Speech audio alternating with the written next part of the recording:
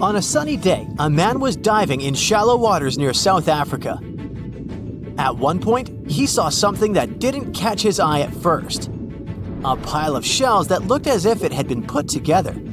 Maybe by some other diver, he must have told himself. But out of all these shells came the most unusual of creatures, an octopus. The gorgeous underwater animal looked straight at the man before swimming away. Impressed by his new acquaintance, the diver started visiting the octopus every day. He watched it use shells and seaweed to protect itself and learned how it hunted and cared for its eggs. All these encounters became the basis for a now famous documentary. In the movie, the diver wanted to study the relationship between a wild octopus and its observer.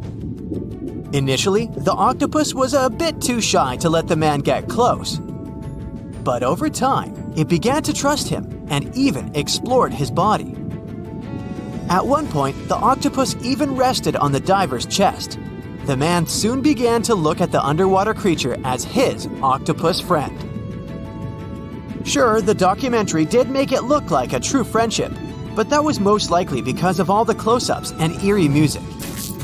But you can't really know what the octopus is thinking. Maybe what looks like tenderness is just curiosity or confusion. Maybe an apparent hug is really just a defense mechanism. Some people may love octopuses, but can they really be friends with a human? Until they learn to talk, I guess we'll never know. That doesn't make an octopus less of an interesting creature, though. Apart from those quirky sets of tentacles, obviously, octopuses have another characteristic that sets them apart from other sea creatures. A recent study that involved studying the footage of octopuses living underwater shows that they sometimes develop this unusual behavior. They seem to throw things at each other on purpose. It can be anything from dirt from the bottom of the sea to shells or rocks. Octopuses are known to be solitary creatures, so when something or someone, like an underwater camera person, gets too close to them, they might lash out. Just as we have yet to discover the limits of our galaxies and constellations, we know very little about the bottom of the sea. It's one of the reasons why we find it so hard to explain the behavior of some underwater creatures. The truth is, we don't have good enough technology able to deal with harsh conditions and a limited amount of light underwater. You might have asked yourself at one point, what's the deepest part of the ocean? It's called the Mariana Trench.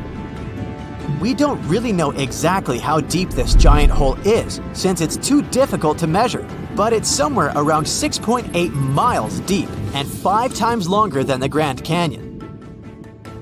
This massive underwater trench was first studied back in 1875 with the help of a weighted rope. Back in 2012, a Canadian film director reached the bottom of the trench in a submersible vessel called the Deep Sea Challenger.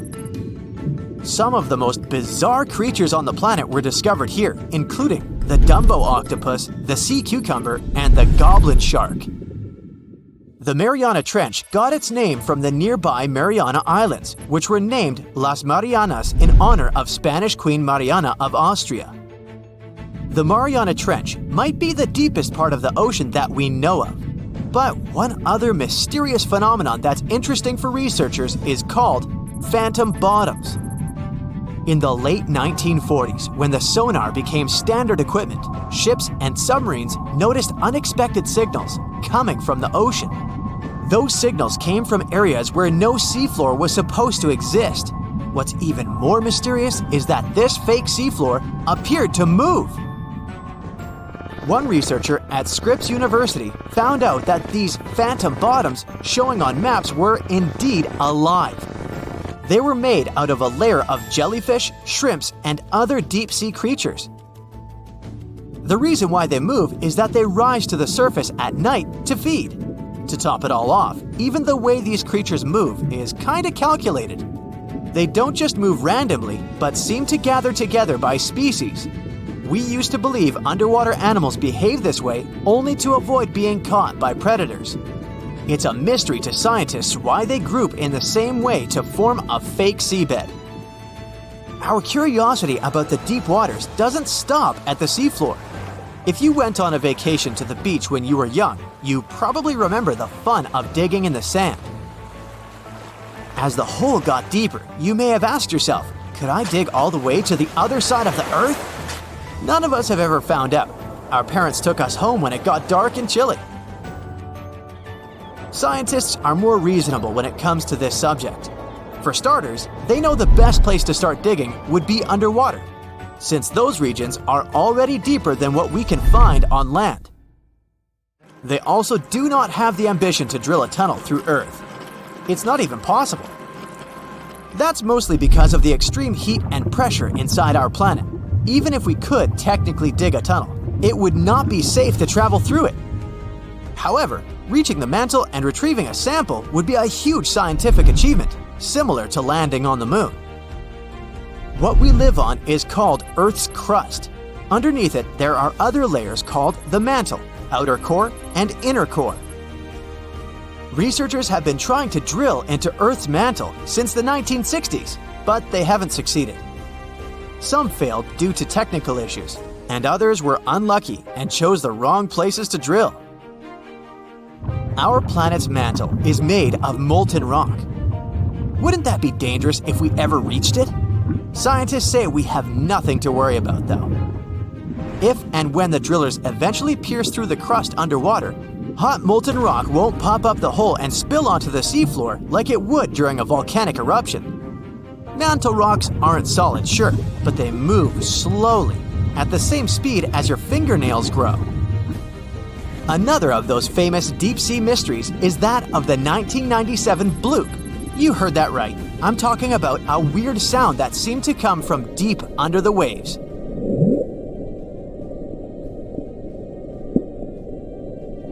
People heard it in the South Pacific. No one had ever recounted a sound like that before.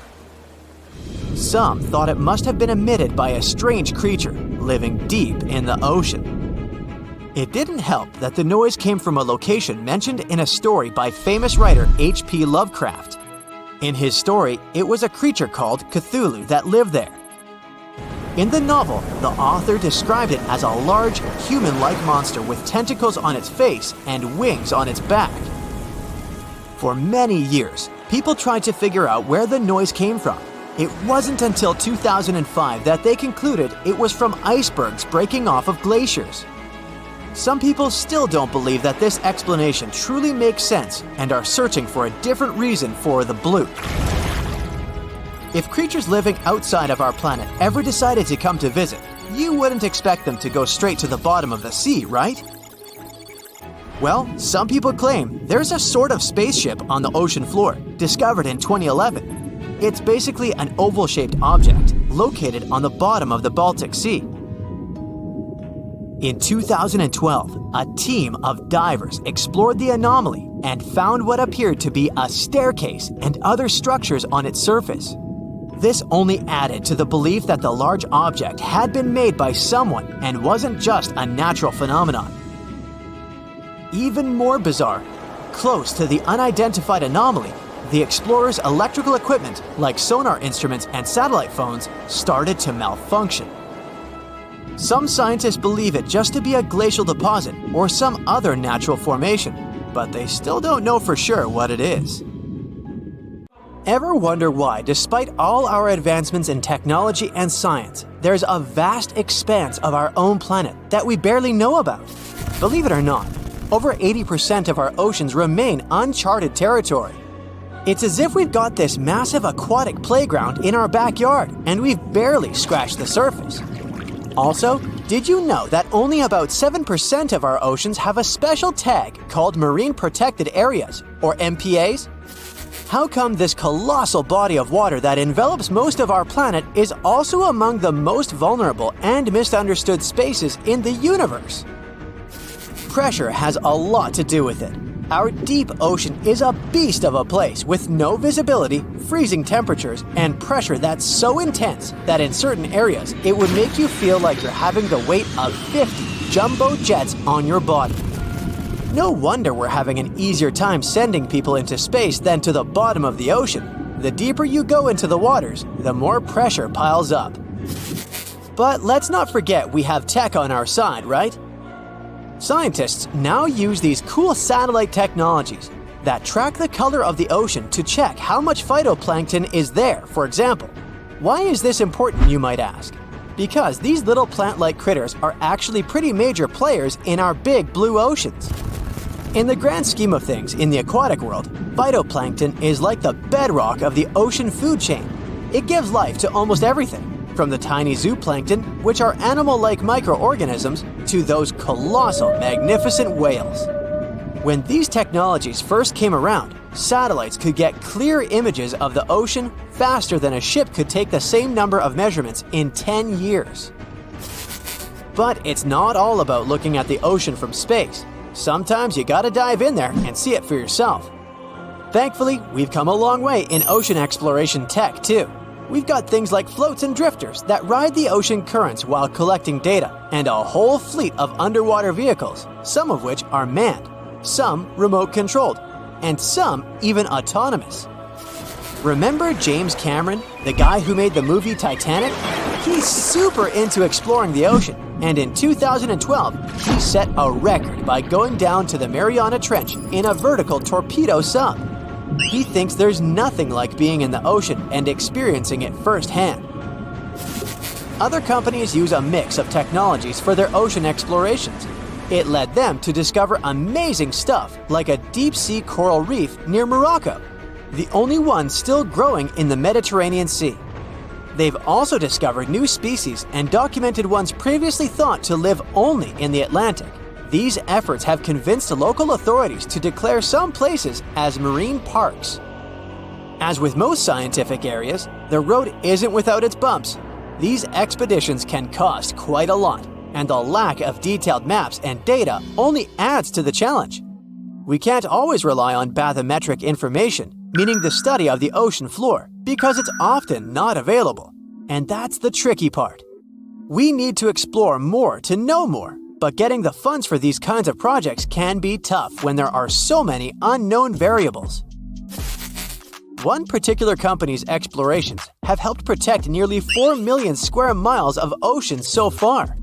The data they collect during their expeditions is invaluable. It's used to identify new species, locate vulnerable habitats, and even show where threatened species are being overlooked. Their work helps dismiss excuses from local authorities who claim they lack the necessary information to establish more MPAs. The same company supports a goal known as 30 by 30, aiming to protect 30% of our oceans by 2030. It's a big target, and there's a long road ahead, but ongoing ocean exploration can provide the proof needed to keep more of our oceans safe. We also need to set aside areas for protection and research, even when we don't have all the facts just yet. On that note, some cool scientists have recently stumbled upon a gigantic and mysterious world beneath the Pacific Northwest coast's ocean floor. The best part is, this massive realm of life is pretty much cut off from the rest of the world above, making it like a secret underground club that only the best microbiologists have access to. Picture an active city. Except the city is microscopic cracks in the basalt rocks of our oceanic crust, and its residents are microbes.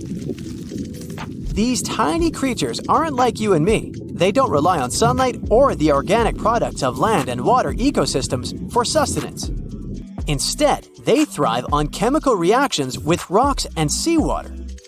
Scientists call this type of life chemosynthetic, which sounds complicated, but it basically means life sustained by chemical reactions. While this sort of life has been found deep in mines and around seafloor hydrothermal vents, the scale at which these creatures are found under the oceanic crust is unprecedented. It might even be the most extensive ecosystem on Earth. A geomicrobiologist from Denmark was part of the team that made this discovery. He claimed that over 50% of our planet's surface is oceanic crust, which is an average of 4 miles thick. Imagine the size of this chemosynthetic party happening down there. This discovery didn't happen overnight.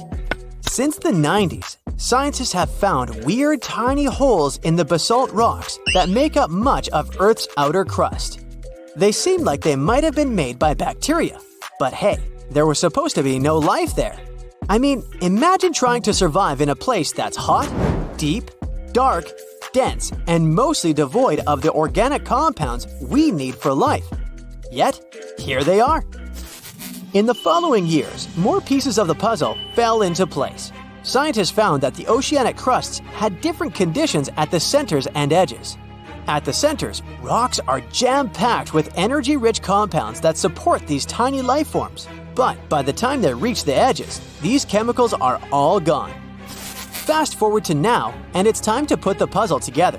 A microbial ecologist from the University of North Carolina worked on this research and says we now have solid evidence of microbial life in the cracks and crevices of deep ocean basalt.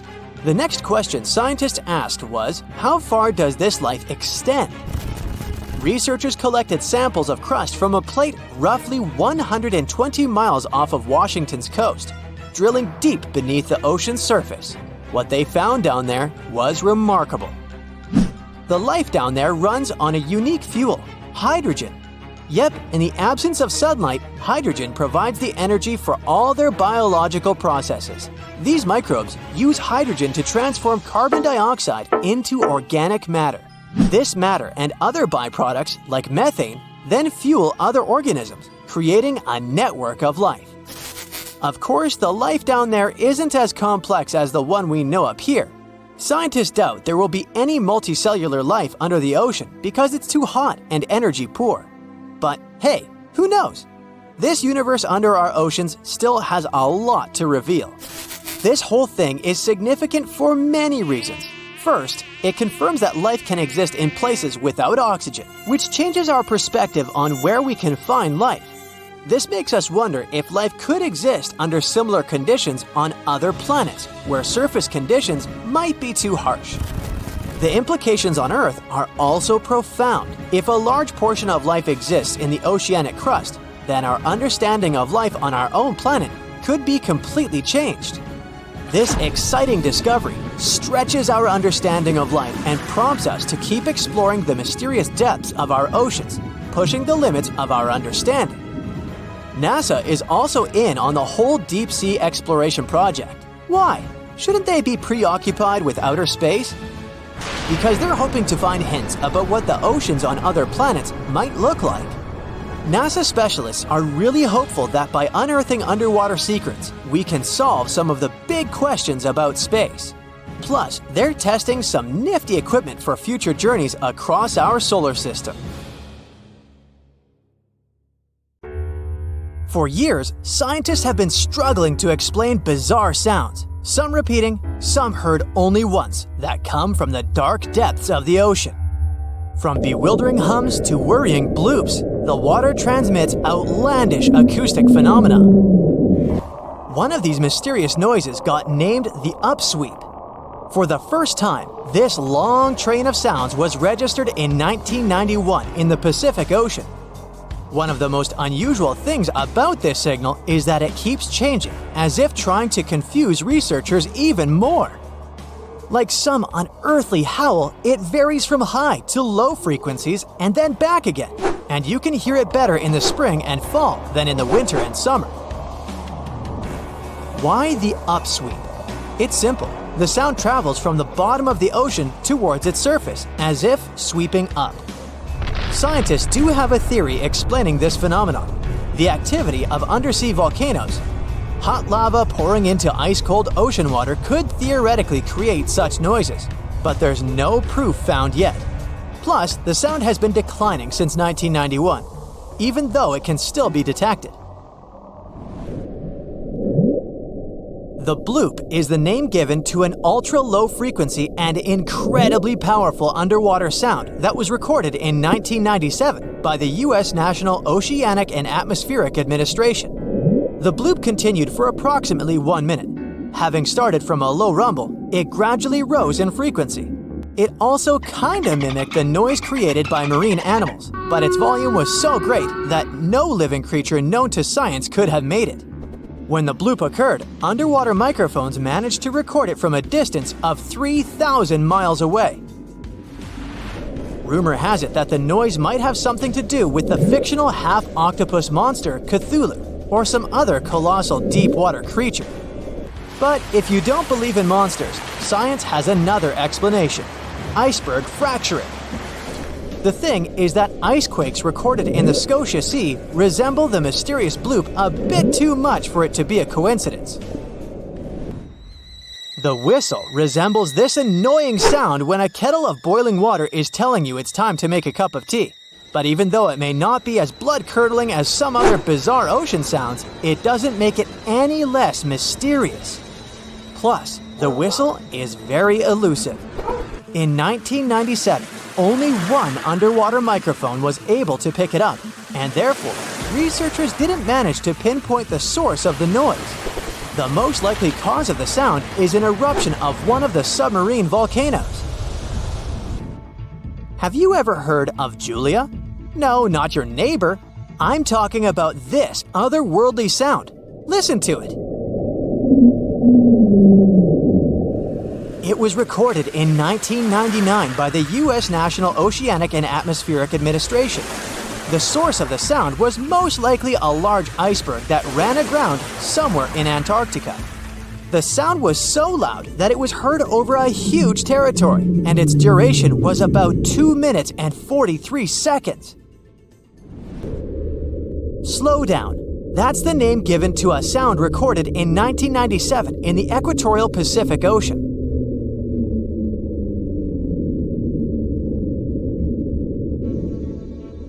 The sound was called this way because it slowly decreased in frequency over 7 minutes or so.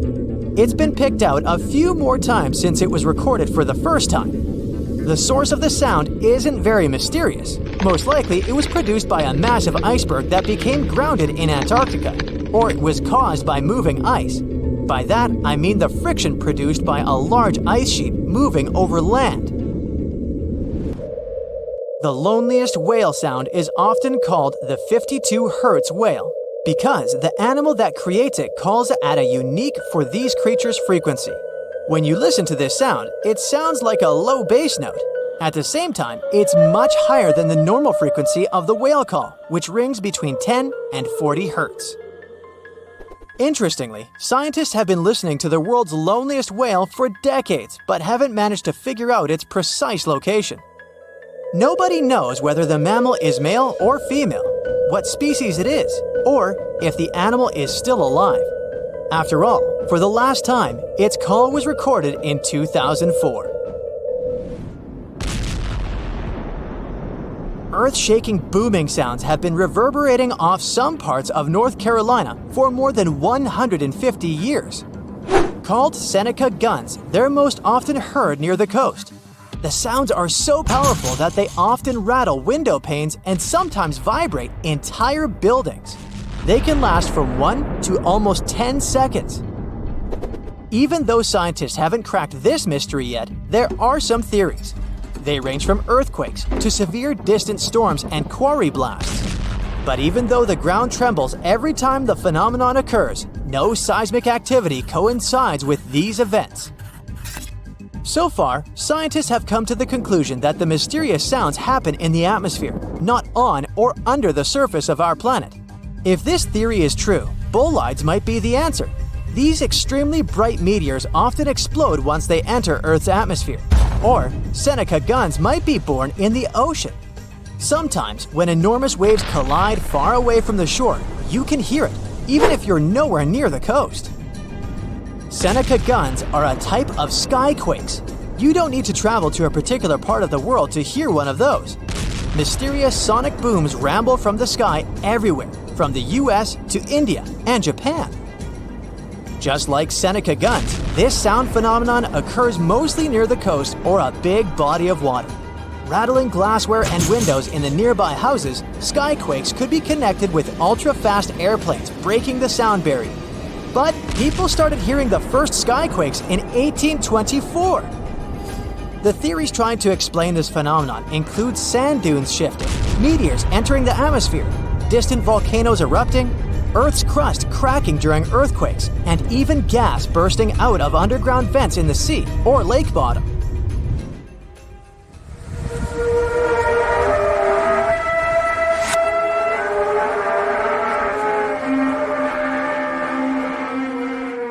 In different countries all over the world, people get paralyzed with fear after hearing otherworldly trumpet sounds that seem to be coming from the sky. The inhabitants of the US, Canada, Australia, Germany, and the Philippines have already heard this hair-raising noise since it was first recorded in 2008. These sounds are sometimes called the sound of apocalypse. And although until recently, nobody could understand the origin of the sounds, NASA claims that there is nothing to be afraid of. The noise can be coming from our own planet. Usually, it's quiet and thus inaudible to the human ear. But when it gets louder, the outcome is the very trumpet sounds that scare people all over the world. Bristol hum started in the 1970s when hundreds of Bristol inhabitants began to talk about a bizarre noise audible only at night. The noise was a low-level hum, and nobody could identify or trace the source of the sound. But the strangest thing about the noise was that one day, it stopped as abruptly as it started, but not before people in other towns across Britain reported hearing similar sounds. Some time ago, the mysterious sound returned. In 2015, a group of French scientists claimed that they had solved the mystery of the Bristol hum. They stated that the culprit was ocean waves that made the ocean floor vibrate.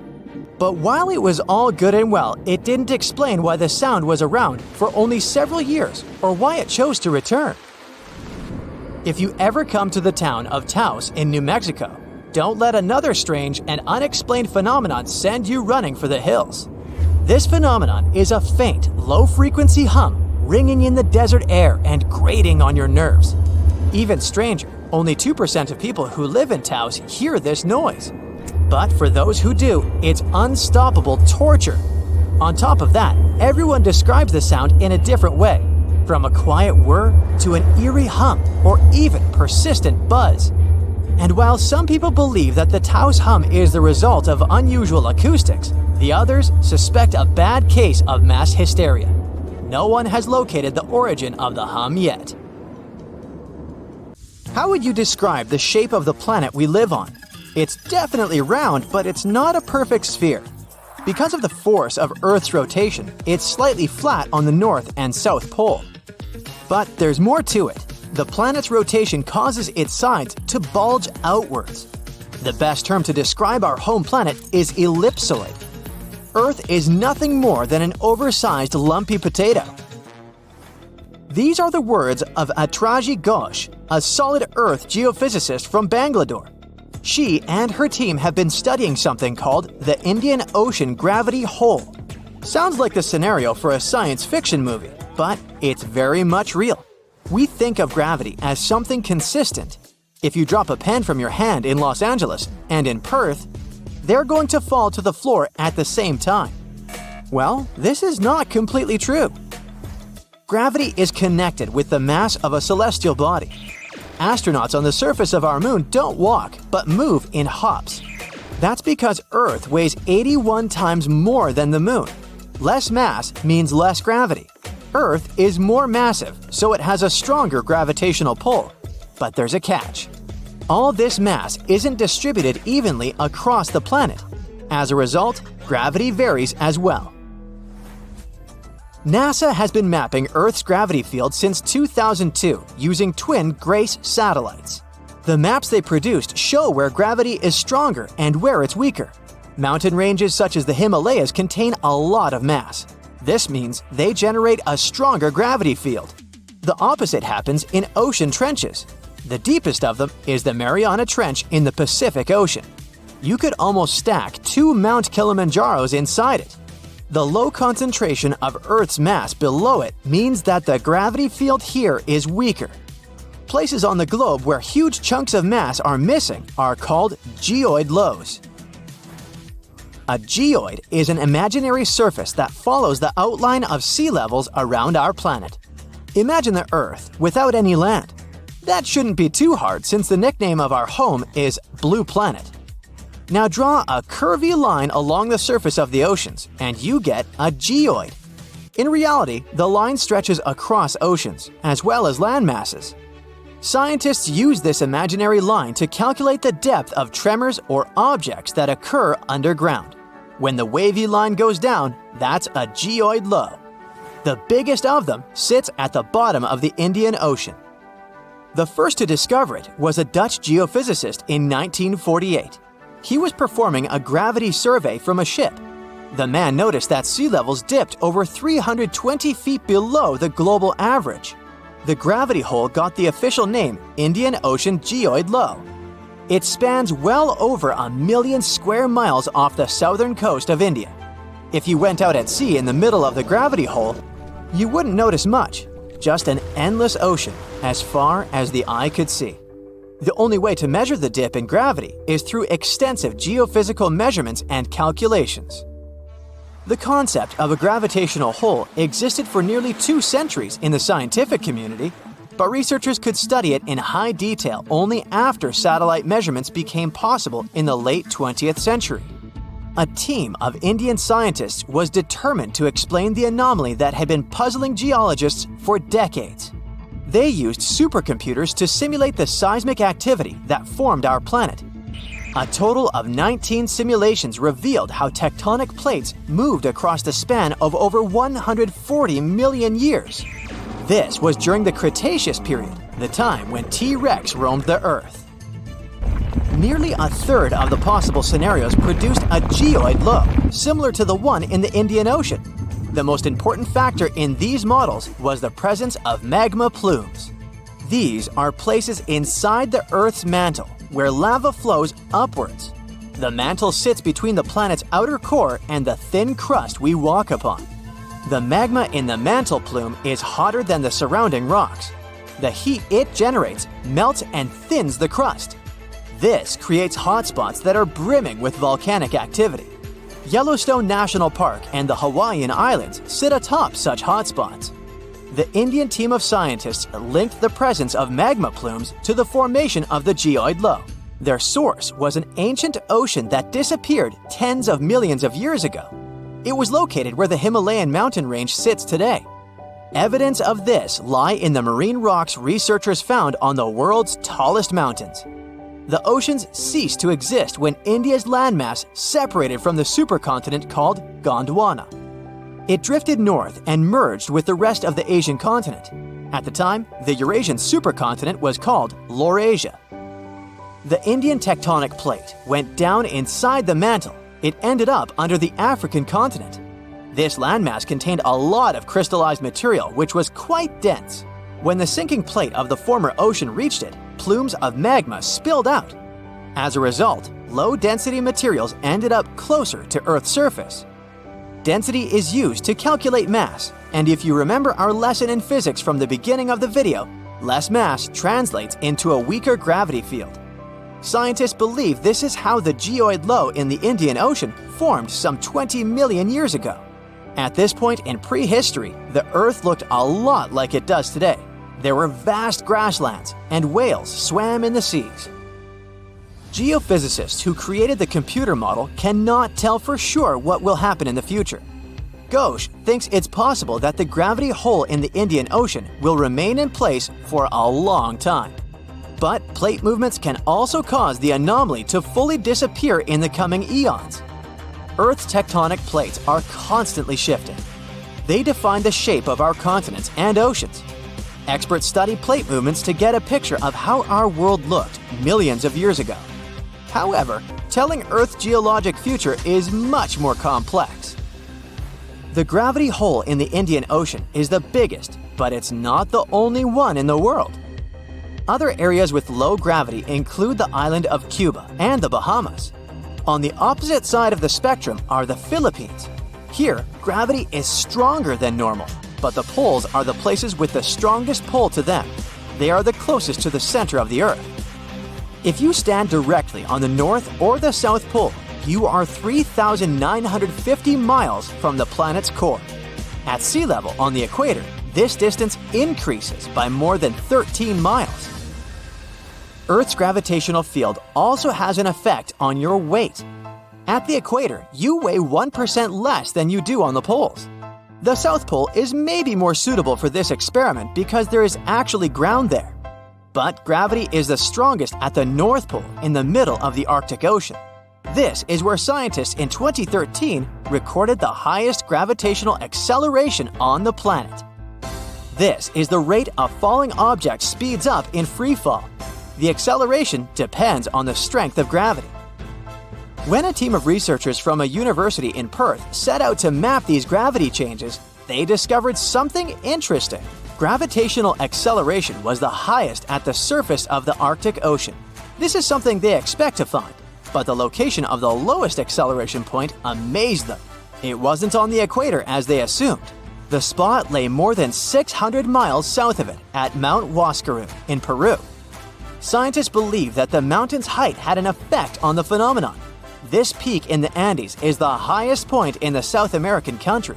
Hypothetically speaking, if a human falls from a height of 330 feet here, they will reach the ground 16 milliseconds later than if they performed the same stunt in the Arctic. The concept of oil on troubled waters may seem like a strange expression, but its meaning of calming a tense situation is well understood. The origins of this phrase, though, have a much more literal explanation. It's true that even the roughest waves can be subdued by simple oil.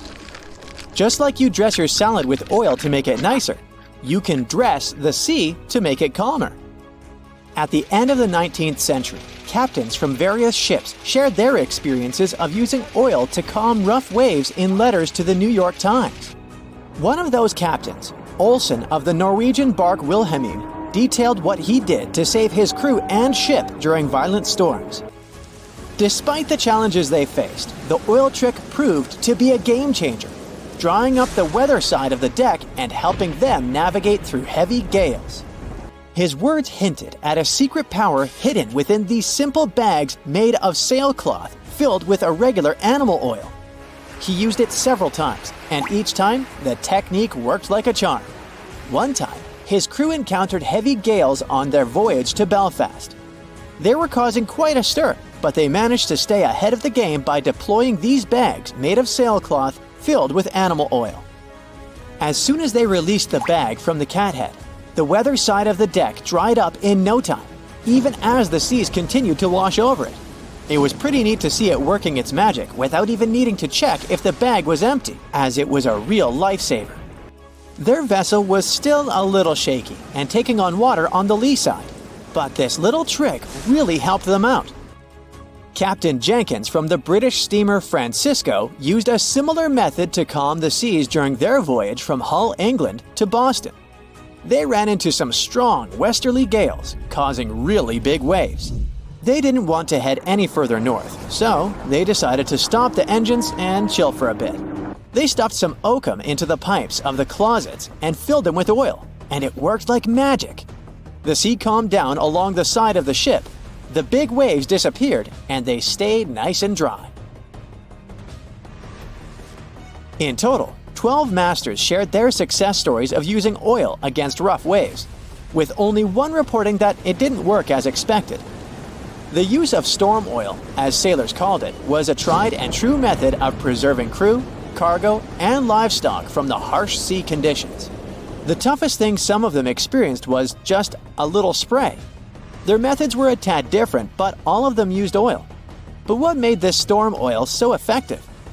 First off, let's clarify something. Storm oil is not your average supermarket olive oil.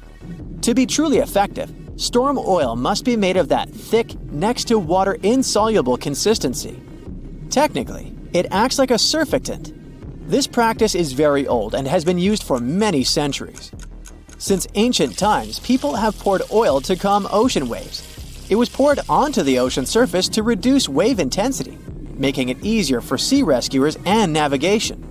This spilled oil accumulates on the surface and creates a concentration gradient that leads to extra dissipation and damping as waves move. In the past, steamships and lifeboats from various countries were required to carry storm oil as this practice continued until the late 20th century. It was included in the United States Maritime Service Training Manual as essential equipment for lifeboats, and British vessels were mandated to have it until 1998. Often, vegetable oil or fish oil was used as a cost-effective option. While those options were commonly used as storm oil substitutes, the thick consistency was the key to the oil's effectiveness. Storm oil has a dampening effect on water, absorbing some energy from the waves. It quickly forms a thin layer over a large area of the water surface, preventing wind from creating waves easily. The use of oil to calm ocean waves dates back to ancient times, with Aristotle and Pliny the Elder discussing its effects. Benjamin Franklin famously studied the calming properties of oil on waves during his trips to England in the 18th century. Communication between Franklin, William Brownrigg, and Sir John Pringle led to further exploration of this phenomenon. Agnes Pockels also made significant contributions to the study of storm oils through her experiments in Germany. She suggested that the calming effect of oil on water involved more than just reducing surface tension. Oil is definitely a game changer when it comes to calming rough seas. But it's not just any oil that does the trick. You gotta use the right kind of oil and apply it the right way. Forget engine oil and other petroleum products, they won't do much. Fish oils are where it's at, especially the thick ones. The problem is, modern ships and boats don't really carry fish oils, so folks end up using engine oils and bunker oils instead. Not surprising that they don't see the calming effects they were hoping for. Back in the day, the Coast Guard used to carry a little tank of oil for rescue missions in choppy waters, but they stopped that practice ages ago. You can't just pour the oil on the water, you gotta let it leak out gradually, drop by drop. The best way is to hang a bag of cod liver oil or something like that over the side of the boat. The oil seeps out through the bag onto the water surface and smooths out the waves. Not only does the oil calm things down, but it also stops the wind from messing with the surface. Just a bit of the right oil, like a gallon or so, can flatten out a huge area around the boat. Believe it or not, tossing oil into the sea used to be allowed. Steamships and lifeboats were actually required to have equipment to slowly release oil during storms. The lifeboats on the Titanic fell under British law from 1894, which said they had to carry oil for bad weather. Now for the science part, as oil decreases water's surface tension, preventing those pesky waves from breaking. It's like adding an invisible layer over the water that makes it super smooth. So, when you pour some oil into water, the molecules don't clump up as they spread out to form a super thin layer. These oil molecules kind of do a somersault, standing on their heads and aligning with the water molecules like magnets. This creates a film on the water surface that is just one molecule thick. You can actually figure out the size of a single oil molecule by trying this out. For instance, one tester used a spoon that was under half an inch high, and the oil spot it spread out on the water was massive. If you do the math, you'll see that one molecule is incredibly tiny. Usually, wind creates waves by moving the surface of the water, but a layer of oil molecules acts as a barrier, stopping the wind from making waves and just pushing the oil around instead. This pretty cool trick has been used by all sorts of people throughout history for different reasons. I've already mentioned that Benjamin Franklin studied this phenomenon a lot, but he also liked to prank people by using this science. He would claim he could calm a choppy lake with just the touch of his cane. Turns out, he had a little vial of oil in the bottom of his cane that he could tap out onto the water surface. It made him look like some sort of magician or water-bending master. By the way, the science behind this trick is still used today. By putting a thin film of oil or smaller molecules like magnesium fluoride on glass, you can create invisible glass that reduces glare and reflection. This type of glass is used in smartphones, tablets, laptops, and glasses. Oh wow, there's a hole in the bottom of the ocean! It seems that the ocean has a leak. But it's not like a leak you would expect, where water is flowing out. It's more like a spring since water is flowing in, not out. This unique leak is something we know as Pythia's oasis. A grad student was the one who accidentally discovered it. He noticed bubbles that were rising to the surface. Normally, bubbles in the ocean tell us there might be some hydrothermal vents, which are hotspots for some pretty cool things. These vents are actually like hot springs on the seafloor, but instead of bubbling with warm water, they release a fluid that has been superheated in the crust of our planet. When seawater seeps into these cracks and travels deep into the crust, it comes into contact with the extremely hot mantle. This heats seawater to very high temperatures, and as it moves back up towards the surface, it carries dissolved gases and minerals. When the hot fluid shoots out of the vents, it mixes with the surrounding seawater and quickly cools down. Just a short distance away from the vent, the temperature can drop to a comfortable 68 degrees Fahrenheit or so, which is, as it seems, exactly what some creatures like.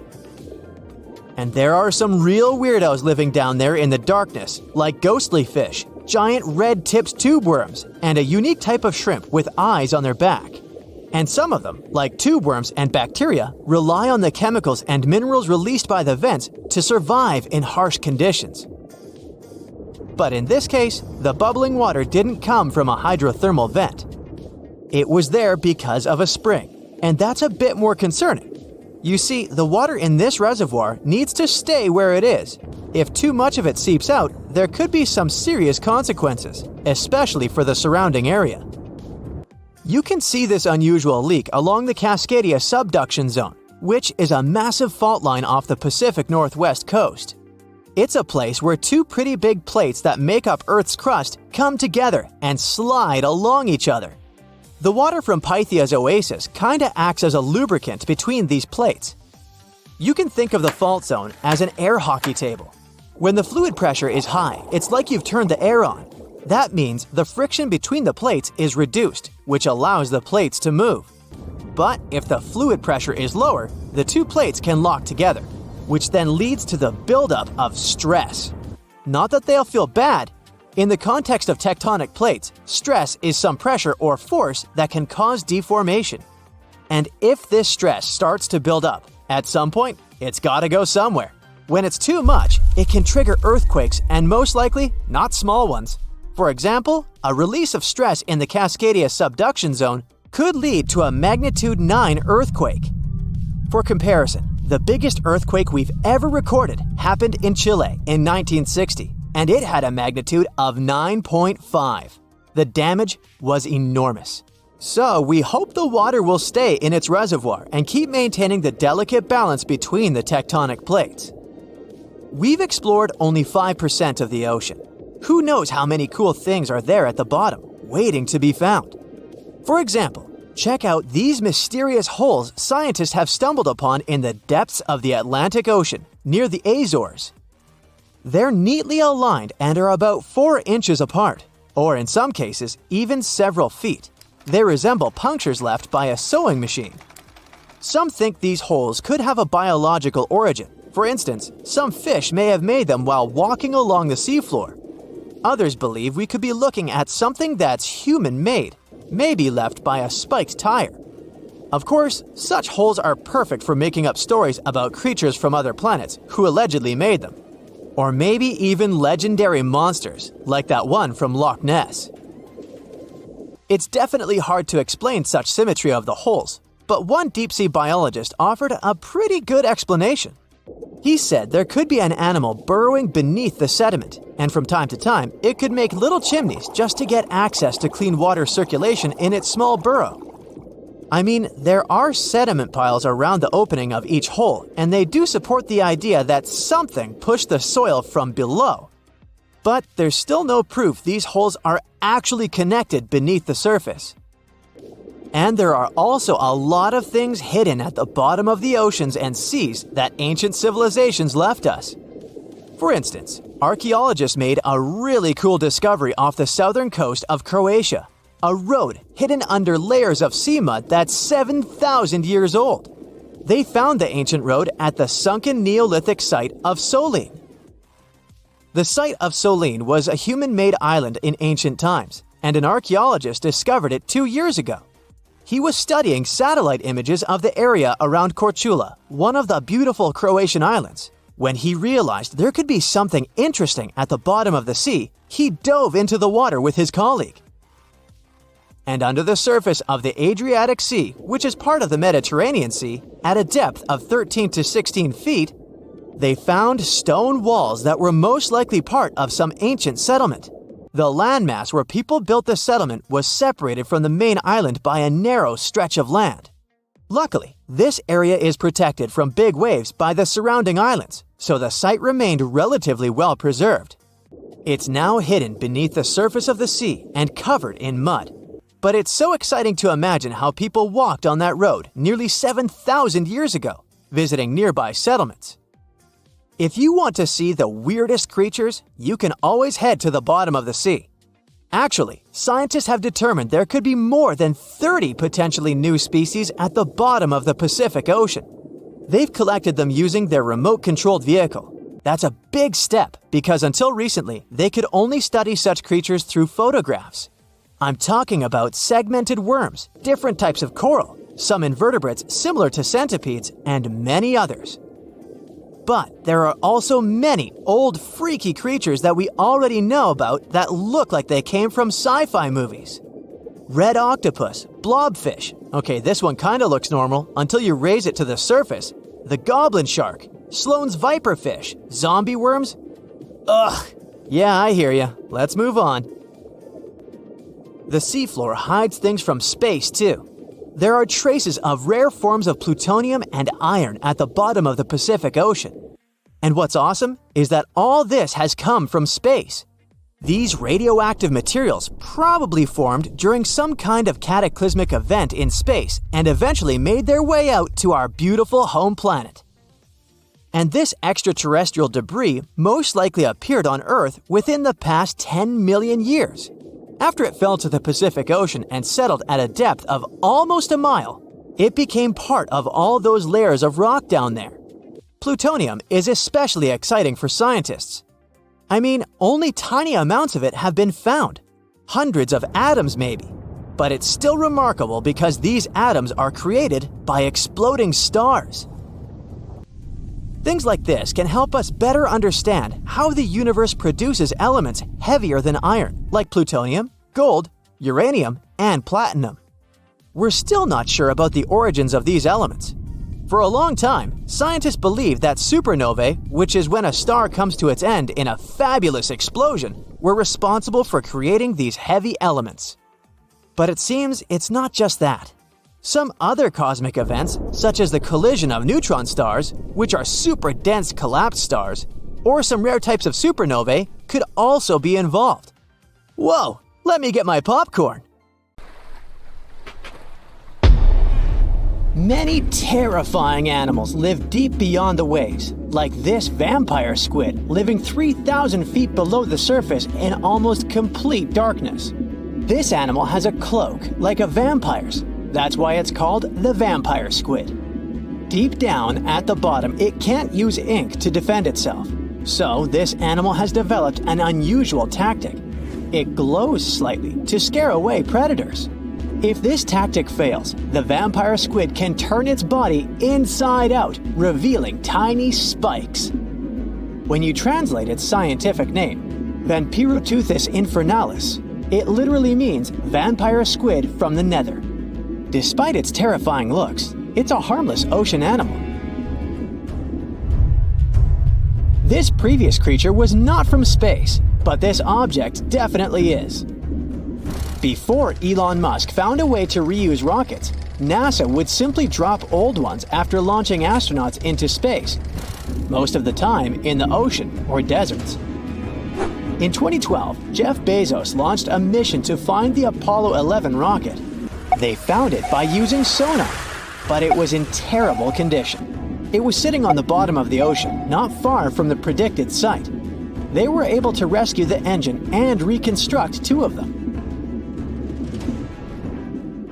The most famous lost city is Atlantis, but sadly, we still haven't discovered it.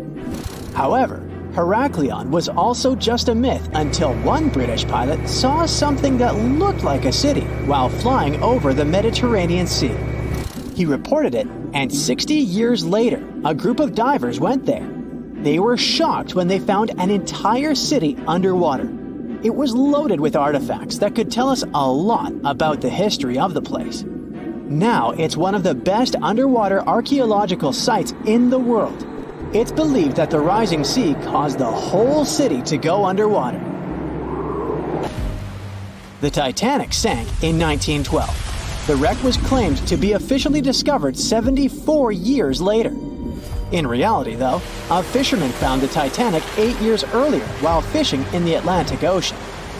He was pulling out his net when he spotted a head stuck in it. Luckily, it was just a doll's head. Years later, after the fisher had passed away, his son sold the doll to a doll collector.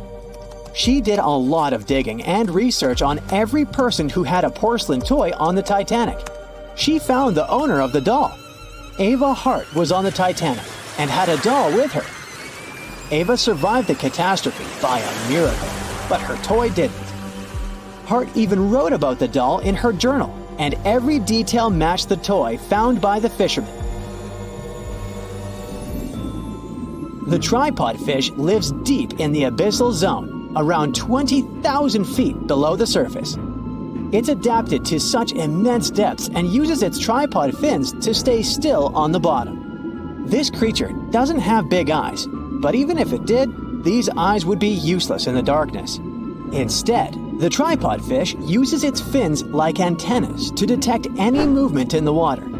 This creature doesn't have much luck when it comes to its love life, so it had to develop unique tactics to reproduce. One fish can be both male and female. The next bizarre creature is the lizardfish. It has tons of razor-sharp teeth, a huge mouth, and really big eyes, which it uses for hunting. All this makes the animal look freaky. The lizardfish lives at depths of around 11,000 feet in the midnight zone, where there is zero light. This freak of nature basically eats everything it can fit inside its mouth, from small fish to other lizardfish. On the other hand, when they see other reptile fish, they probably fall in love instead, because finding mates at those depths is not an easy task. Like the tripod fish, the lizardfish can be both male and female at the same time. When you think of a river, you usually picture it on land. Still, nature is quite unpredictable, and it created a river flowing under the ocean in California. It's running at a depth of around 2 miles. This river has everything that an ordinary river has: sunken logs, trees, and rocks. And despite its uniqueness, it's not the only one in the world. There are also others in the Amazon and Greenland. A terrifying creature was discovered near Angola's coast by a remote operating vehicle. It looks like it doesn't have a head or a body. It was sitting at a depth of around 4,350 feet below the surface. After doing research, scientists concluded it wasn't anything from a sci-fi movie. It was just a cluster of siphonophores stuck together. In 2015, some random guy was diving in Caesarea, and something shiny caught his eye. He reached out, grabbed it, and realized it was a gold coin. After that, he examined the bottom and found out that there were many more. He reported the incident to the local authorities, and they concluded that he had found Arabic treasure. The coins were made of solid 24-karat gold and were a few thousand years old, but due to the perfect salinity and temperature, they looked brand new. The coins belonged to a ship carrying cargo. It was caught up in a storm and unfortunately sank. One of the weirdest things ever discovered was found in the Baltic Sea. It's an anomaly that looks as if it was created by a different civilization. It was discovered by Swedish researchers, and they basically had no idea what it was. They had to ask tons of other scientists for their opinions. When you look at this formation from above, it's 200 feet long and looks exactly like a fallen spaceship. It's hard to believe that it's a natural formation, but spoiler alert, it's totally made by nature because the Baltic Sea has gone through many erosions throughout history. Most likely, the bizarre formation is the result of these processes. A group of divers in Madagascar were shocked when they found this 7-foot monstrosity of a knife on the seafloor. The speculation started immediately, and many said that the knife was from some giants that had fought megalodons and lived on Earth thousands and thousands of years ago. That could make a nice story, but the knife is most likely a movie prop that was lost at sea. One of the ocean's most bizarre animals is the frilled shark. It's believed that this fish is the reason for all those sea serpent stories that sea explorers of the past wrote about. These animals live pretty deep in the ocean, but sometimes they can be seen in shallow waters. It's super rare, but possible. The frilled shark has a big mouth sporting around 300 teeth. It also has a long body that looks like a lizard's, and it is truly a unique species of shark. Its prey can be half of its size because this shark's stomach is like that of a snake, and it can swallow huge fish or crustaceans.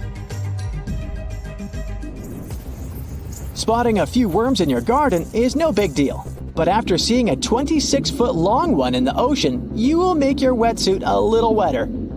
This worm is super rare, and it's completely harmless to humans.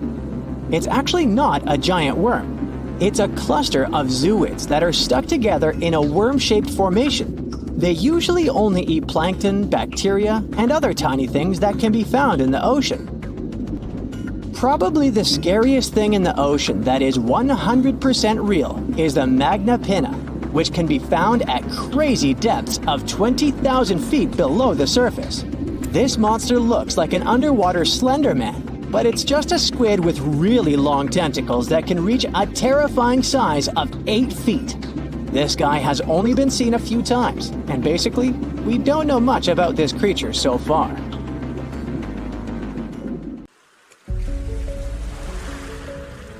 Hey, don't freak out. Those red waters you see aren't blood oceans. It's just a natural occurrence called the red tide.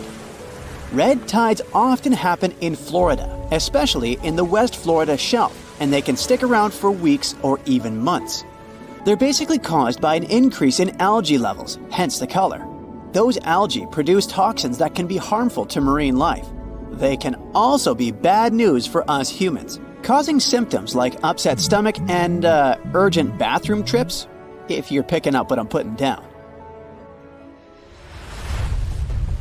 Volcanoes are super scary, but there's nothing scarier than getting taken out by a pyroclastic flow.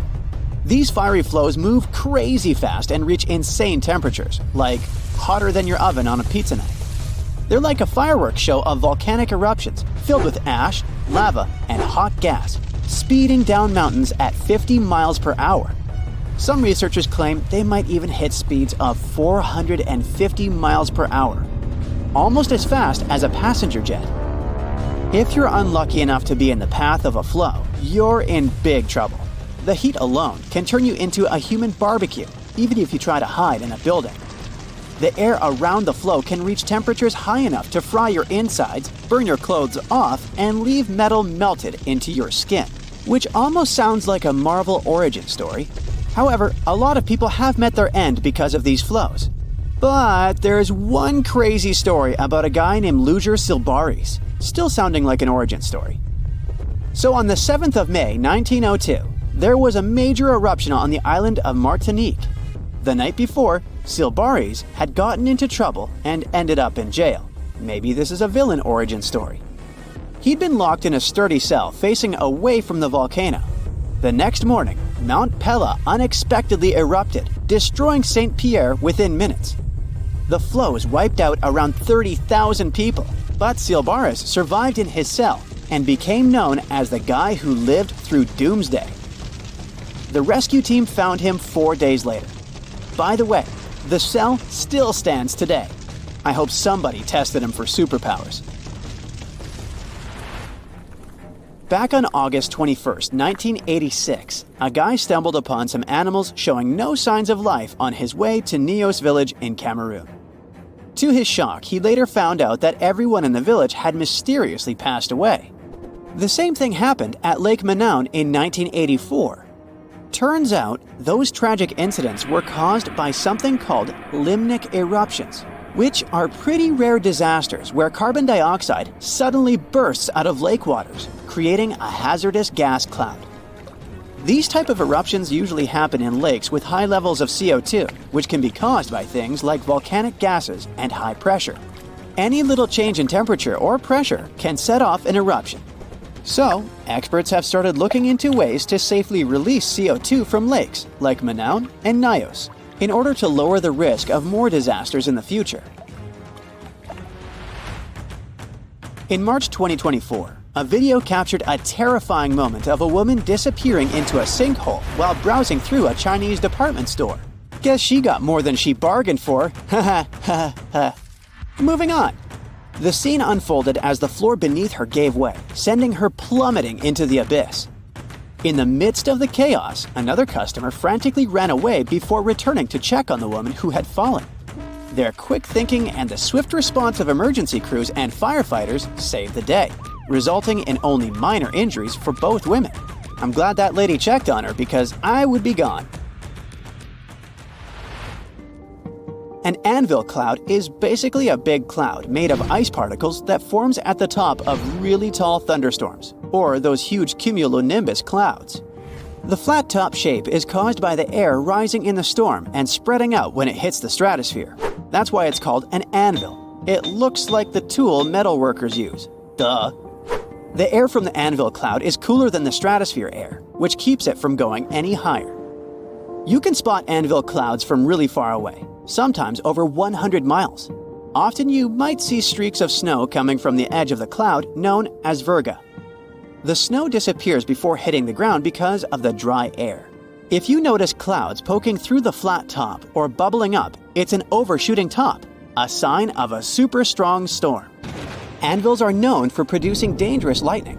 Normally, lightning comes from the bottom of a storm, but anvil clouds can produce really powerful lightning from the top. This lightning can strike out of nowhere, even from up to 30 miles away. So keep an eye on those anvil clouds if you see one forming nearby. Lahars are no joke. They're basically fast-moving, super dangerous streams of rock, ash, and water that come down the slopes of volcanoes. It's important for everyone to be aware of them. Scientists, policymakers, and even us regular folks. By understanding how lahars work and their potential impact, we can try to stay safe when volcanoes start acting up. Saving lives during natural disasters is the name of the game. There are two main types of lahars: debris lahars and mudflow lahars. Debris lahars are full of solid stuff like rocks and ash, while mudflow lahars are more waterlogged and sludgy. Lahars can be triggered by the rapid melting of snow or ice, heavy rain falling on loose volcanic material, or even a crater-like eruption. The volcano's characteristics and presence of water are key factors in how lahars form and move downhill. When lahars come barreling down mountains at speeds of up to 120 miles per hour, carrying loads of debris, it's a recipe for disaster. Unless you have a surfboard, but I doubt you'll have a surfboard on a volcano. Just saying. Also, it won't work.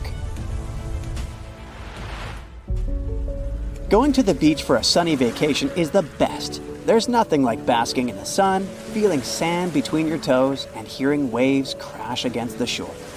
But even though it's all relaxing and picture perfect, always keep an eye on the water and never turn your back on the ocean. You may know about rip currents and tides, but have you ever heard of square waves? It's a real thing, and it can be pretty scary. Square waves, also known as cross seas, happen when two swells meet, forming a unique square pattern that looks like a checkerboard. They can be found along coastal areas, and while they are rare, they can create waves up to 10 feet high and make it tough for boats and swimmers to maneuver. If you find yourself in the water with square waves, you might feel like you're fighting against two different currents. The best thing to do is to not go too far out to begin with, and get out of the water as soon as the waves become too strong. Square waves are more dangerous for boats and ships, so it's best to stick to the shallow waters and stay safe. Whirlpools and maelstroms are powerful natural forces that have scared sailors for years. They happen when certain weather and current conditions come together just right. Most of them are safe if you stay away, but let's see what they really are and how they form. A whirlpool is basically water that starts spinning when two currents meet, or one current hits something solid like a wall. They can be big or small, depending on the speed of the water and waves. Most aren't dangerous, but there are also maelstroms, which are large, forceful, and violent whirlpools, caused by ocean tides and narrow straits. Tidal currents in places like Norway's Saltstraumen and Mockstraumen can create massive whirlpools. Scotland's Corryvreckan whirlpool is one of the world's largest. Other examples of whirlpools can be found in Japan, Canada, and New Zealand. Are they portals? They're definitely not portals. Researchers have recently looked into ancient underwater volcanic eruptions and how they affected Earth's climate. They studied materials from Bronze Age eruptions to learn more about their scale, dangers, and impact on climate. For example, one eruption about 3,600 years ago in the Aegean Sea caused chaos in Santorini. The study focused on this event to understand its importance. By analyzing volcanic deposits, the researchers gained insights into how future eruptions could affect climate. They discovered that sediment waves from shallow underwater eruptions could lead to tsunamis and impact the ocean floor. These findings help us understand how underwater volcanic eruptions relate to the marine environment, which can help us predict climate changes in the future. More than 25 million people boarded cruise ships globally back in 2017. It may not seem like a lot, but that's more than the total population of Belgium. It's a great vacation alternative with an added bonus. You can sample various different destinations for future time off in one single trip.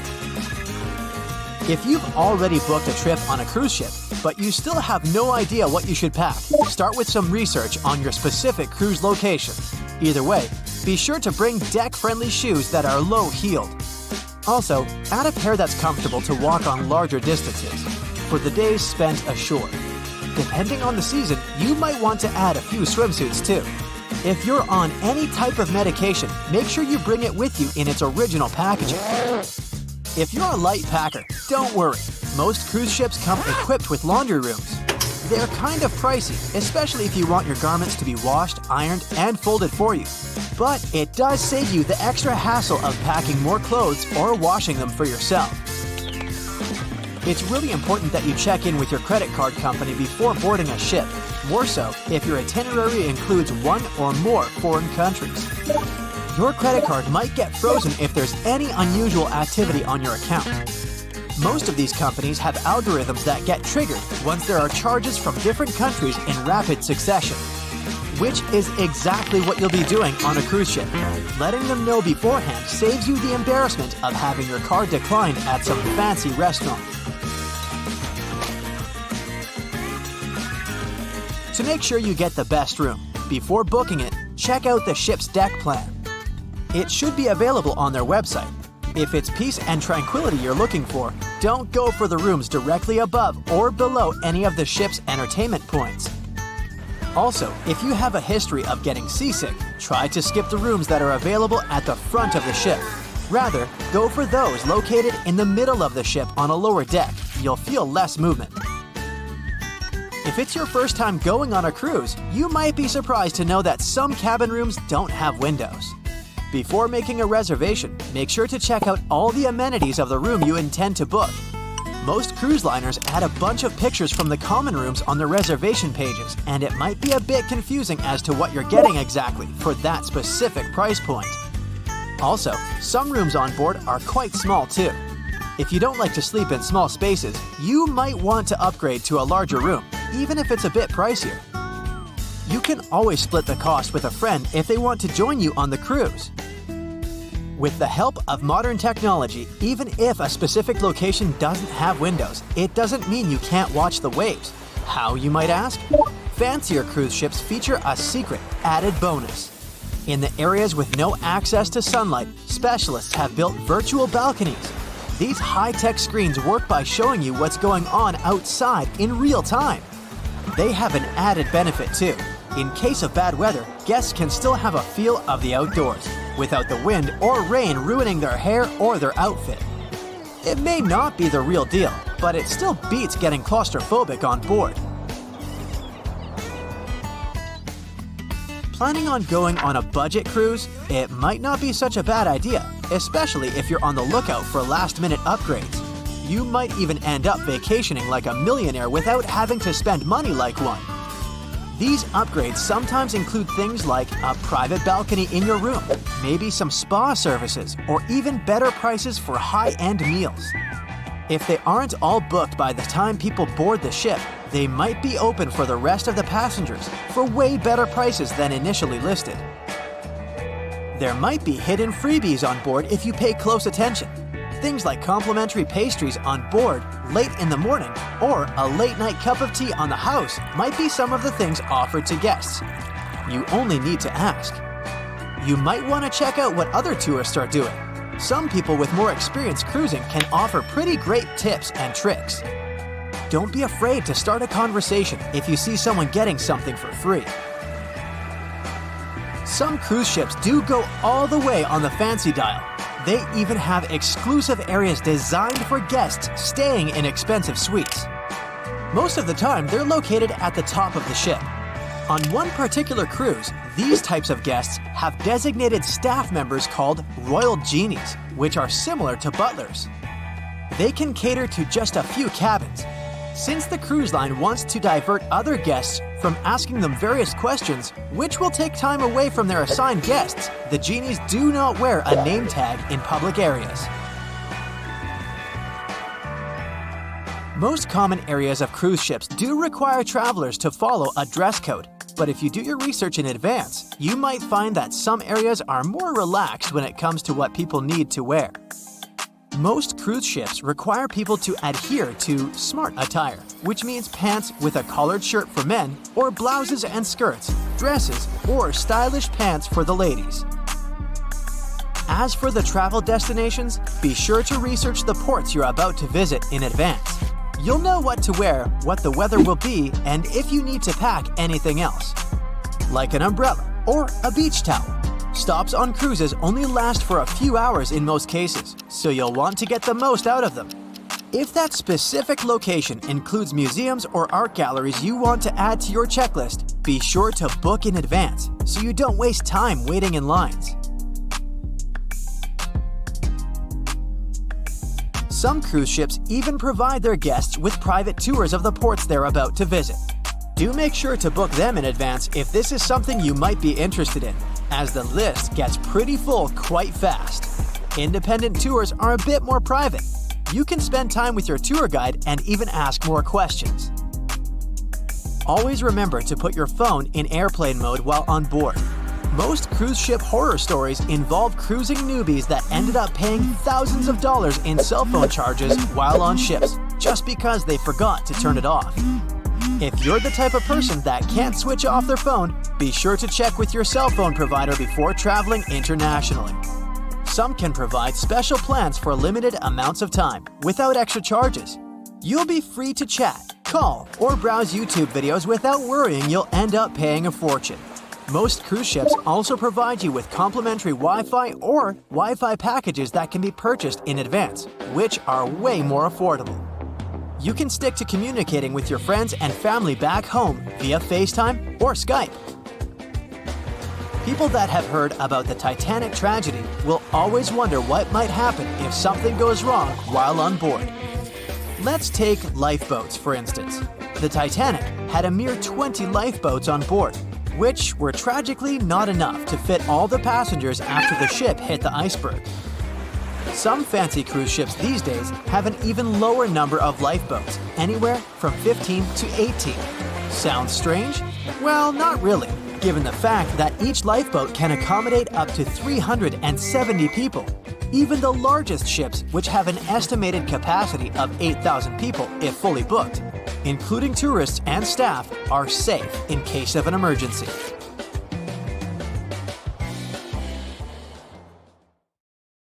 It was September 12, 1990.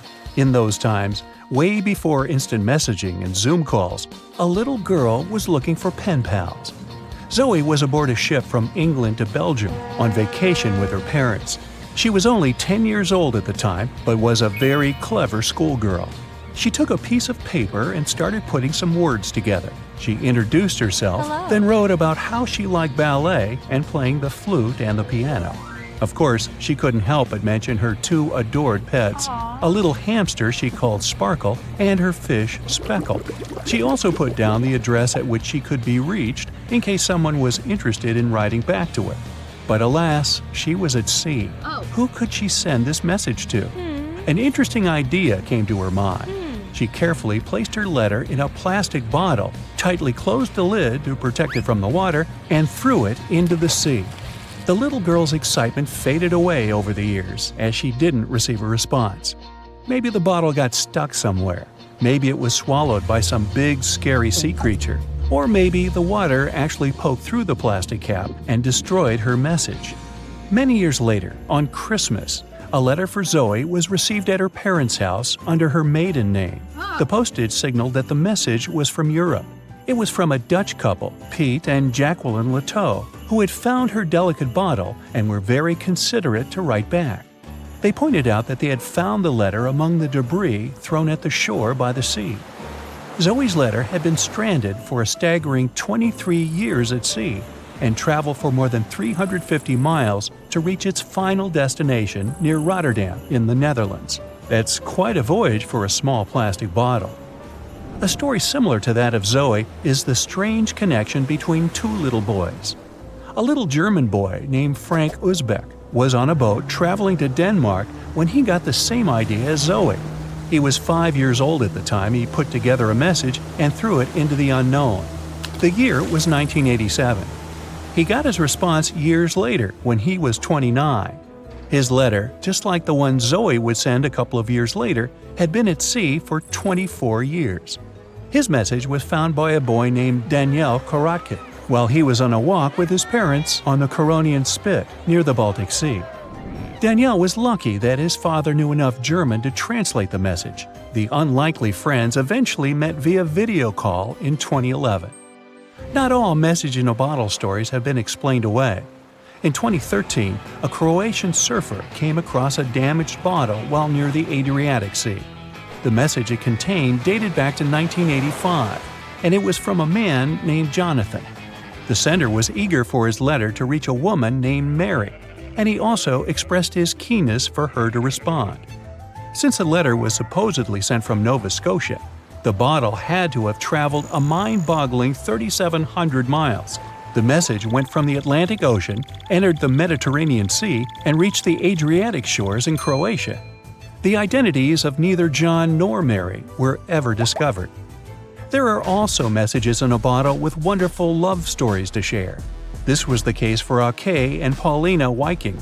When Ake, a lonely Swedish sailor, placed a letter in a bottle and threw it in the Mediterranean Sea, he had no idea the piece of paper would eventually reach his future wife. This was in the early 1950s. The bottle was found by an Italian man who was inspired enough to give it to his niece, Paulina. After a year of back-and-forth letters being exchanged, Ake and Paulina eventually met and got married. Having decided to share their story with the world, they became somewhat of a celebrity couple for the time.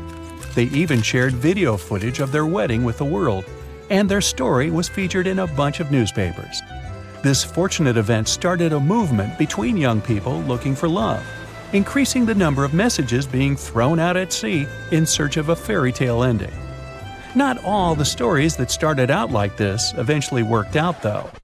In 1945, an American named Frank Hayostak placed a similar message to that of Ake's in a bottle and threw it in the waters. Almost a year later, his letter was found by an Irish woman. Her name was Brenda O'Sullivan. Their years of correspondence soon caught the attention of the media at the time, but their friendship never flourished because of the added pressure. They eventually met in person when Frank traveled to Ireland, but he didn't stay for long, and they eventually got out of touch with each other. After Titanic met its strange ending, many bottles containing secret messages started to surface. Almost all of them proved to be counterfeited, apart from one letter. Years after Titanic had sunk in the icy Atlantic waters, a bottle was found on the Irish shores. It was supposedly from a man named Jeremiah Burke, and to this day, it is considered to be the only genuine message in a bottle originating from Titanic. The piece of paper simply stated the sender's name and the location, the Titanic, accompanied by the word goodbye. Since the date has washed away, it's difficult to estimate whether the note was sent before or after the ship had hit the iceberg. The common understanding is, however, that since Jeremiah was looking to relocate to the U.S., he was merely sending his last symbolic regards to his family and friends back in Ireland. This simple way of meeting and sometimes corresponding with people has turned into a hobby for a man from a Canadian province named Prince Edward Island, located east of the U.S. state of Maine. This man, Harold Hackett, claims to have sent over 4,000 bottles into the Atlantic Ocean since 1996. He also claims to have received many responses from all over the world, including letters from people in Europe, like France and Germany, but also from the Bahamas or even Africa. This unlikely pastime earns him about 150 Christmas cards from his pen pals each year. To this day, he refuses to add his phone number to any of his letters. This way, he ensures that if people ever want to contact him, the only means of doing so is via a written letter. He's also studied the best times to send the messages in the water based on the direction of the winds and the currents. Now, some bottles spend a whole lifetime at sea after being cast away by their sender. It was the case for a British man that wrote a message and placed it into a bottle before throwing it in the English Channel in 1914. His name was Thomas Hughes, and he wanted to direct the message to his wife, but was polite enough to write a letter to whoever got their hands on the bottle first, asking them to redirect the piece of paper accordingly.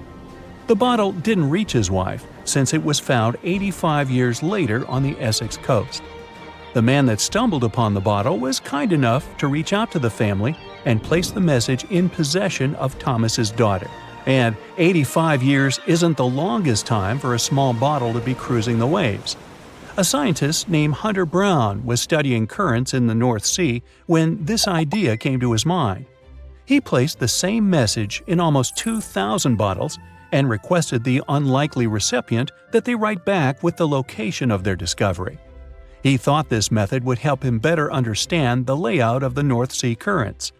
A bottle was found about 11 miles from its original departing location after 97 years. To this day, more than 300 of the original bottles relating to Hunter Brown's project eventually made it to the shore. Not all of the messages that were found in bottles got replied to via physical letters. Oliver van de Walle threw a bottle containing a letter on the English coast while he was on vacation with his family. He was 14 at the time. 33 years later, a woman reached out on Facebook claiming she had gotten his message and tracked him down through his social media profile.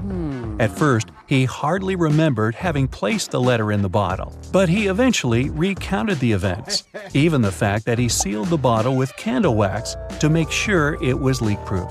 And then there's Christina Aguilera and her bottle. No wait, hers is about a genie in a bottle. Okay, never mind. At the beginning of the 20th century, somewhere off the coast of West Africa, a German steamship was leaving the port. Suddenly, the weather got worse, and the vessel entered a thick fog. The sailors ran aground on a sandbank close to the shore. Luckily, no one was hurt, and they were even able to save their precious cargo. But the ship was stuck in the sand for good. And it was not alone there. Nearly the entire length of the western coast of Namibia is called Skeleton Coast. If the name sounds scary, that's because it is. This 976-mile-long beach line is among the most dangerous places on Earth. The local Bushman tribes believe that their supreme deity made this land when it was angry. The Portuguese were the first Europeans to set foot in Namibia in the 15th century. And yep, they didn't like Skeleton Coast either. Portuguese explorers thought this land presented the gates to the underworld. This is the place where the Namib Desert meets the Atlantic Ocean. It might be dangerous, but it's actually beautiful. Plus, it's a UNESCO World Heritage Site. If Skeleton Coast had a PR manager, they would quit on the first day on the job. The area is not exactly tourist-friendly because of its geography and history. Beneath the sand and the waves, there is a secret ocean currently lurking for unsuspecting sailors. It's called Benguela Current.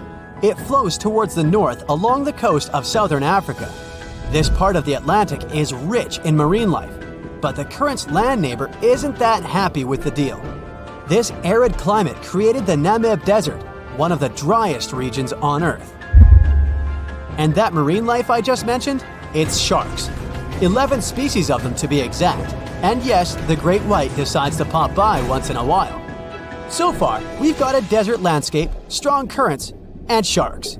Not a place for a beachside resort, definitely. But if someone ends up on Skeleton Coast, will they know they're in danger? Don't worry, they will. The beach is littered with wrecks of all sizes and shapes.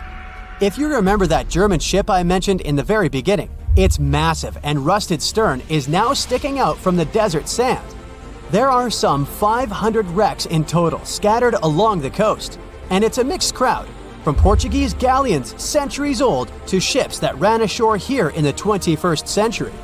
A modern fishing ship called Zela India managed to slip from its tow rope in 2008 and ended up on Skeleton Coast. Okay, it didn't escape on its own, it had some help from the elements, but it's better to be a tourist attraction on a beach than to be broken up for scrap. That's where the trawler was originally going, poor thing. Skeleton Coast's most famous inhabitant, to call it such a place, is the wreck of the Dunedin Star. The British cargo liner ran aground here in 1942. The massive rescue operation that followed reveals why it's so dangerous for sailors to end up here. The rescuers managed to save all of the crew and passengers, but at a heavy price. An aircraft and a tugboat were lost in the process. It took the last of the rescuers a full 2 months to return home to Cape Town. Why, you might wonder? One look at the map of the region reveals the reason. It's an endless sea of yellow, which is the sand. There are so few roads here, so Skeleton Coast is hard to reach by land. There are also legal obstacles. You need a special permit to drive into the area. But the skeletons in the name of the area don't only refer to ships, they also stand for animal bones. Most of these belong to whales and seals. Many animals have adapted to the area, so lions and hyenas roam the coastline in search of a meal. Yeah, now there are hungry lions as well, as if those sharks weren't enough. Other animals with a temporary residence on Skeleton Coast include elephants, cheetahs, leopards, and giraffes. In 1971, the Namibian authorities established a national park here, but except for surfers, after an adrenaline rush, they don't get many visitors. You can understand why. The Namib Desert is the oldest desert in the world, and it's not very tourist-friendly either. Those who travel to the region should pack sunscreen and a warm winter jacket. A weird combo, right? Well, not so much when you think that during the day, temperatures soar over 110 degrees Fahrenheit. At night, the air temperature drops below freezing. What a climate roller coaster! And that's not the final danger. Yep, there's more. Remember how that German ship got lost in thick fog? Yeah, it wasn't a one-off event.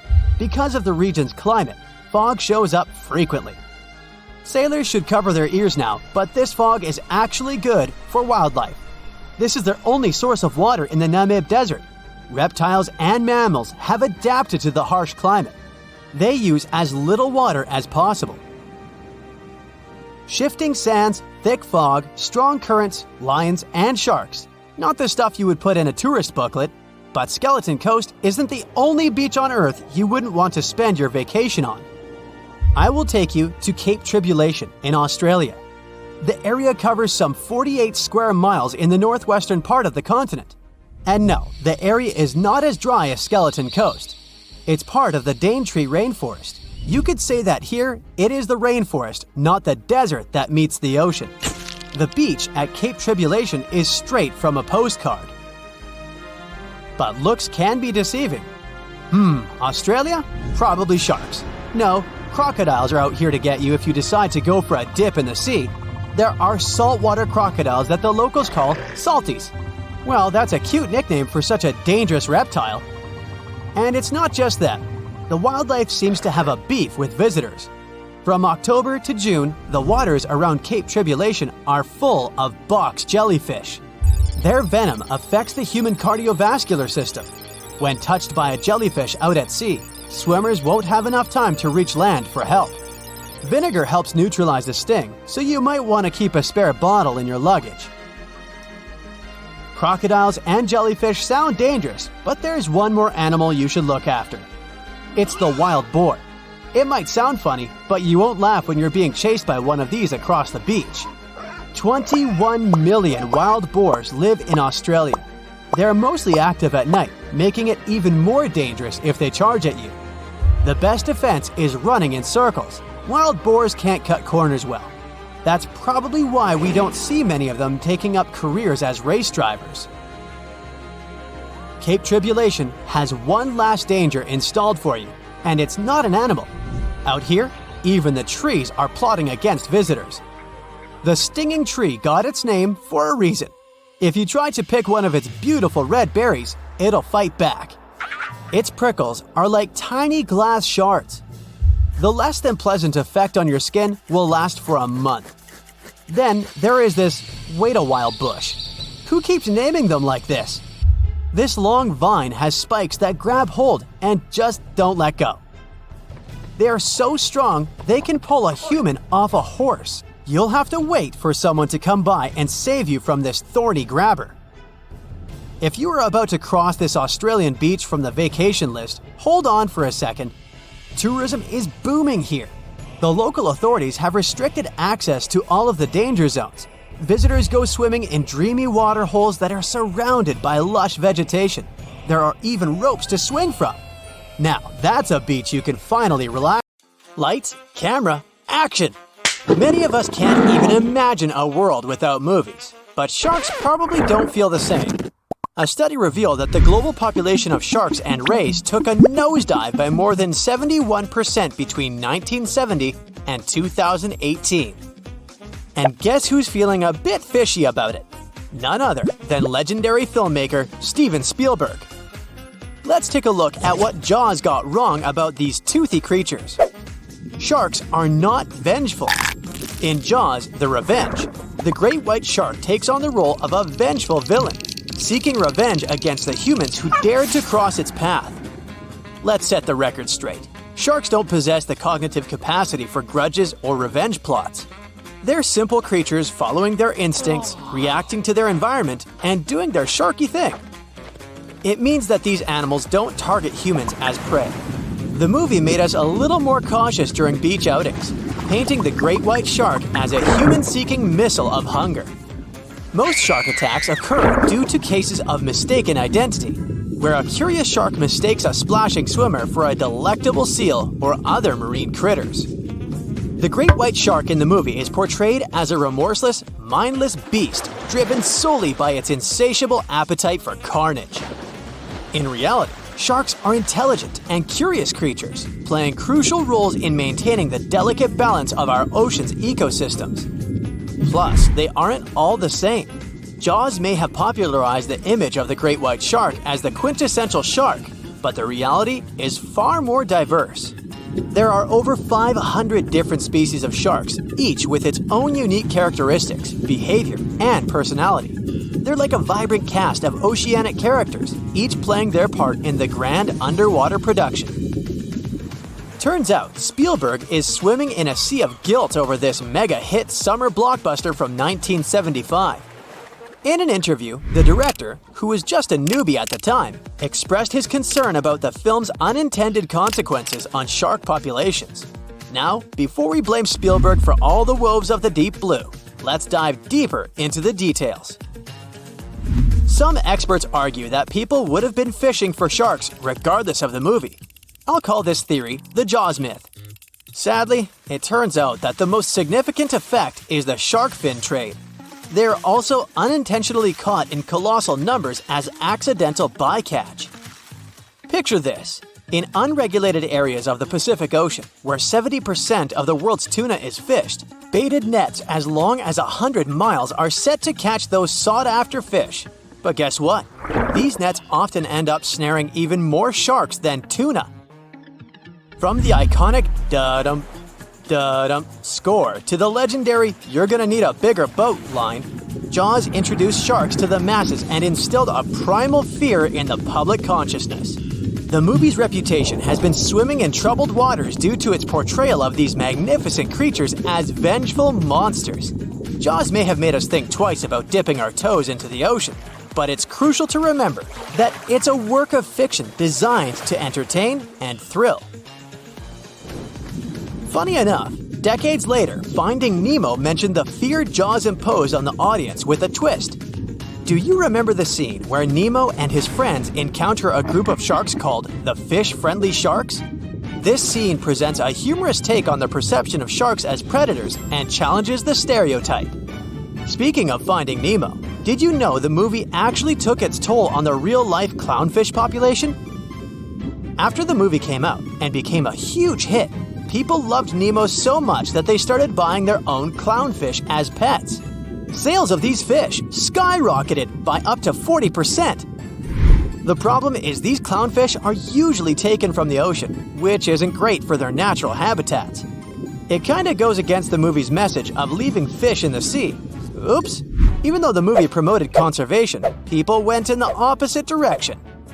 Turns out, America is the biggest buyer of these tropical fish, with over 400,000 of them being shipped into the country each year.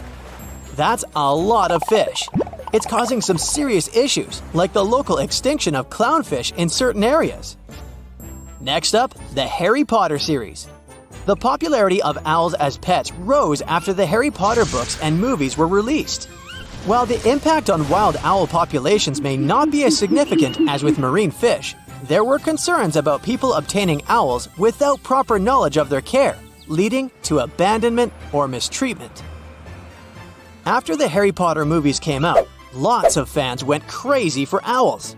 They wanted to have an adorable companion just like Harry's Hedwig. Taking care of an owl is no piece of cake. These feathered friends can live up to 20 years and require a lot of attention. So, what happened? Well, once the Harry Potter storm eased, many owl owners realized they weren't ready for such a pet and got tired. Rescue centers all over the UK were overflowing with abandoned owls. Yep, people just couldn't handle the responsibility anymore, and poor owls ended up in the rescue centers. You see, owning an owl isn't a walk in the park. You need a big aviary, which can cost around $1,150. And these magnificent creatures need space to spread their wings. Surprisingly, keeping an owl without a license is legal, but releasing a captive owl into the wild can land you 6 months in jail or a fine of around $6,300. Harry Potter author J.K. Rowling has even pleaded with fans to think twice before getting an owl as a pet. She's made it clear that owls deserve more than being locked up in small cages. Instead, she suggests sponsoring an owl at a bird sanctuary where you can visit and ensure that your feathered friend leads a happy and healthy life. What about the 101 Dalmatians movie from 1961? This Disney film popularized Dalmatian dogs as pets, resulting in a surge in demand for the breed. Unfortunately, the popularity led to irresponsible breeding practices and the overbreeding of Dalmatians, which subsequently caused numerous health and temperament issues. To uncover these insights, scientists delved into data from the American Kennel Club, which keeps track of over 65 million dogs in its registry. They analyzed 87 dog-centric films, including favorites like The Shaggy Dog. The Twilight Saga portrays wolves, which sparked many people's interest in wolf-like dog species. However, many individuals were not adequately prepared to care for these animals. These magnificent creatures are not your typical dogs. They require ample space, energy, and special attention. According to specialists, there has been a 120% surge in wolf-like breeds, such as Huskies, Malamutes, and Akitas being surrendered to rescue centers across the UK alone, not to mention the rest of the world. Let's blame it on Jacob Black. In 2012, when the Twilight Saga Breaking Dawn Part 2 was released, the shelter welcomed nearly 100 Huskies, 35 Akitas, and 16 Malamutes into their loving care. It's not just animals that gained popularity thanks to the Twilight movies. Remember the scene where the Bellward couple dined in a restaurant? Well, in the book and the movie, Bella enjoyed mushroom ravioli, and this dish became incredibly popular. Initially, fans flocked to the fort to taste it, but the demand became so high that the company started producing frozen ravioli, making it accessible to everyone. And this fascinating relationship between food and movies isn't limited to Twilight. To All the Boys I've Loved Before unexpectedly boosted yogurt sales. Since the movie appeared on Netflix, Korean yogurt sales have skyrocketed. Even the stock market got in on the action, with shares rising by approximately 2.6%. Fans particularly loved the scene when Peter tried the yogurt for the first time. And don't forget Game of Thrones. The popularity of the direwolf, a fictional species in the series, led to an increased demand for certain dog breeds resembling direwolves, like the Northern Inuit dog. I mean, this didn't directly impact wild wolf populations, but it did result in overbreeding and unethical practices. It seems like fantasy is a lot easier to handle than reality. Can you guess how many theories of the Titanic's sinking exist? Right, loads, including a theory of my own, which I'm going to share with you today. And then you can decide which one seems most likely to you. One Piece theory. The very first version of the events was the One Piece theory. It's very simple and basically claims that the sinking happened without any breakups. 2:15 a.m., the ship collides with an iceberg. 2:18 a.m., the lights go out. The ship reaches an angle of 45 degrees and then quickly begins its final plunge into the ocean depths. 2:20 a.m., only about 3 minutes later, the RMS Titanic disappears under the surface of the ocean for good. The liner doesn't break, it just goes down as a whole piece. Of course, this can't be true. In April 1912, the Titanic was not only the largest ship in the world, but also the largest ship ever built. It's hard to believe that such a heavy vessel could have gone down without breaking. That's just impossible. Well, I mean, you can't blame the theorists. Before we found the wreckage, there were no other theories. Wait a minute, or were there? The day after the disaster, the survivors gave their interviews. They talked about what had happened, and some of them claimed that the ship had actually broken in two when it had been flooded. For example, Jack Thayer, a 17-year-old boy, outlined the sinking as he remembered it. And L.D. Skidmon drew a sketch based on his description. The picture clearly showed the ship breaking in half. But no one believed Jack or other witnesses. There was no evidence, so their claims were received with a grain of salt. But in 1985, things changed. First breakup theory. That's when Robert Ballard found the wreckage of the Titanic in the depths of the ocean. When people saw the wreckage, it became clear that Jack and the other survivors had been right. The Titanic did indeed break in two when it sank. So it's time for a new theory. 2:15 a.m. The keel breaks, the starboard list eases, and the hull continues to bow and crumble. 2:17 a.m. The galley sections break off. The towers immediately drop under their own weight. The lights go out. The stern is pulled into the air. The bow breaks off and starts sinking. The aft is barely hanging on to the starboard side of the stern section superstructure. The stern section slowly lists over to port as it begins sinking again. It rises up one last time and pivots in a semicircle as it sinks. It all sounds pretty convincing, right? But people began to find plot holes in this theory. For example, the Titanic couldn't have held together until it reached such a high angle. The breakup would have had to begin much earlier. This only meant there was still a vast field for research and speculations. So people started to come up with their own possible scenarios. How about we look first at the ones no one likes? V-brake and Aaron 1912 V-brake. According to the first breakup theory, the Titanic reached a high angle, and the weight of its unsupported stern caused it to crack from the top down. But it's physically impossible. So, are there any other ideas?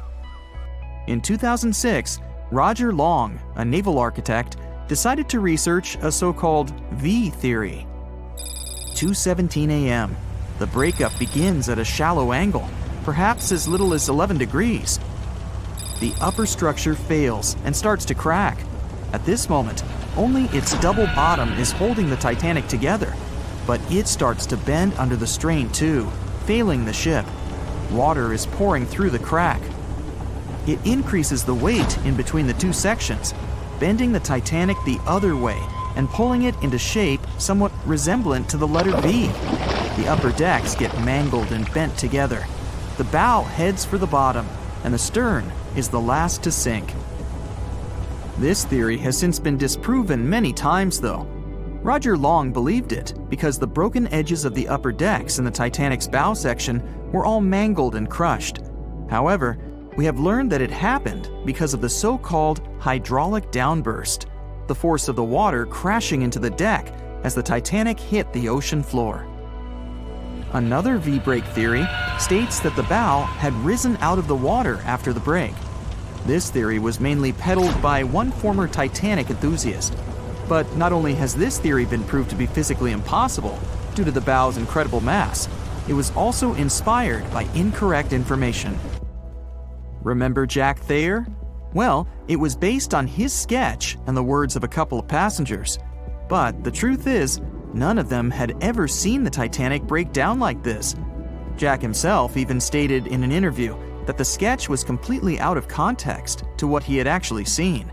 It was drawn by a passenger on the Carpathia, the ship that received the Titanic's distress signal and came to its aid. It couldn't be used as evidence. Now that we know this, let's move on to the theories that most people believe in. James Cameron's banana peel theory. Who hasn't seen the legendary movie about the Titanic, right? It became the leader of the 70th Academy Awards ceremony in the number of nominations and awards, and deservedly so. But did you know that James Cameron had been interested in the Titanic for many years and studied the ship's history? His books and research are very detailed, and he even came up with his own version of the events. It's called the banana split theory, and this is actually what you could see in the movie. Here's how it goes. The Titanic reaches a 23-degree angle and fractures down to the keel. The double bottom acts as a hinge as the stern falls down. When the double bottom fails, the bow and the stern separate. The stern lists to port, standing vertically, and then begins to go underwater. This theory is the most scientifically accurate one, along with Roy Mengat's theory. Wait, who's Roy Mengat? Mengat theory. Roy Mengat was an engineer who came up with the most plausible theory for the time being. 2:17 a.m. The lights go out on the Titanic. At this moment, the ship is at an angle of 20 to 23 degrees. Suddenly, the vessel snaps in two just around the third funnel. It causes the stern to settle into the water. The keel fails first. The draft and lower hull are crushed and break apart. Water surges into the bow and stern of the ship through the huge cracks, causing the bow section to sink beneath the waves. The stern rises up to the angle of 70 to 90 degrees, and then it sinks too. This theory seems to make the most sense, but it's quite controversial. The survivors who saw the breakup stated that the stern had settled back with the bow completely missing. Mengat's theory, however, contradicts that statement, while James Cameron's scenario takes this into account. Are you thinking what I'm thinking? The truth must be somewhere in the middle. My version. Now, as promised, I'll provide you with my version of the events. Well, it's not really my theory, more like a combination of Roy Mengat's and James Cameron's ones. I believe that James Cameron was right about the breakup. 2:17 a.m. The ship is at a high angle. The lights go out. Then it snaps into two pieces. The bow starts sinking. The double bottom is still attached to the stern for a minute or so. Once the double bottom fails, the two parts separate and the bow goes down. Then, as Mengat said, the stern rises up at a high angle, and then it begins to sink vertically.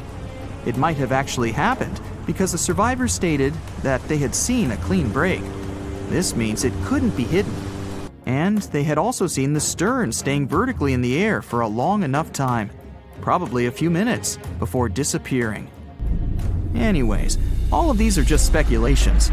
Regardless of how the Titanic broke apart and sank, it was a great tragedy. It's already been 110 years since the Titanic collided with an iceberg and sank. Did you know that in 2022, the Blue Star Line Company is completing the construction of an exact replica of the Titanic? Called the Titanic II liner, the ship will be sent sailing along the same route with 2,400 people on board. Let's hope that everything goes well for them. The Megalodon was the biggest shark to ever live. Not only that, it's one of the biggest fish and the largest predator in Earth's history. They've been known to reach lengths of up to a whopping 70 feet. That's over 3 times longer than the biggest great white shark on record. The females have also been found to be around twice the size of the males. The Megalodon could swallow a small car without it even touching its teeth, if cars had been around then. Its teeth could grow to over 7 inches long. It looks like we're going to need a bigger boat, and best make it steel-plated, as this shark can easily gnaw its way through ships. The underwater terror could bite a ship clean in half, with the highest bite force ever calculated for any animal, living or extinct. The force of its ferocious bite was up to 40,000 pounds. That's around 108,000 times the strength of a human's and 10 times the force of a modern crocodile's bite. Its chomp is so strong that it makes the T-Rex's bite look about as powerful as my granny's after she's taken her dentures out. In fact, the Meg was so big and powerful that it had no natural predators. It was the uncrowned king of the seas, swimming freely from ocean to ocean.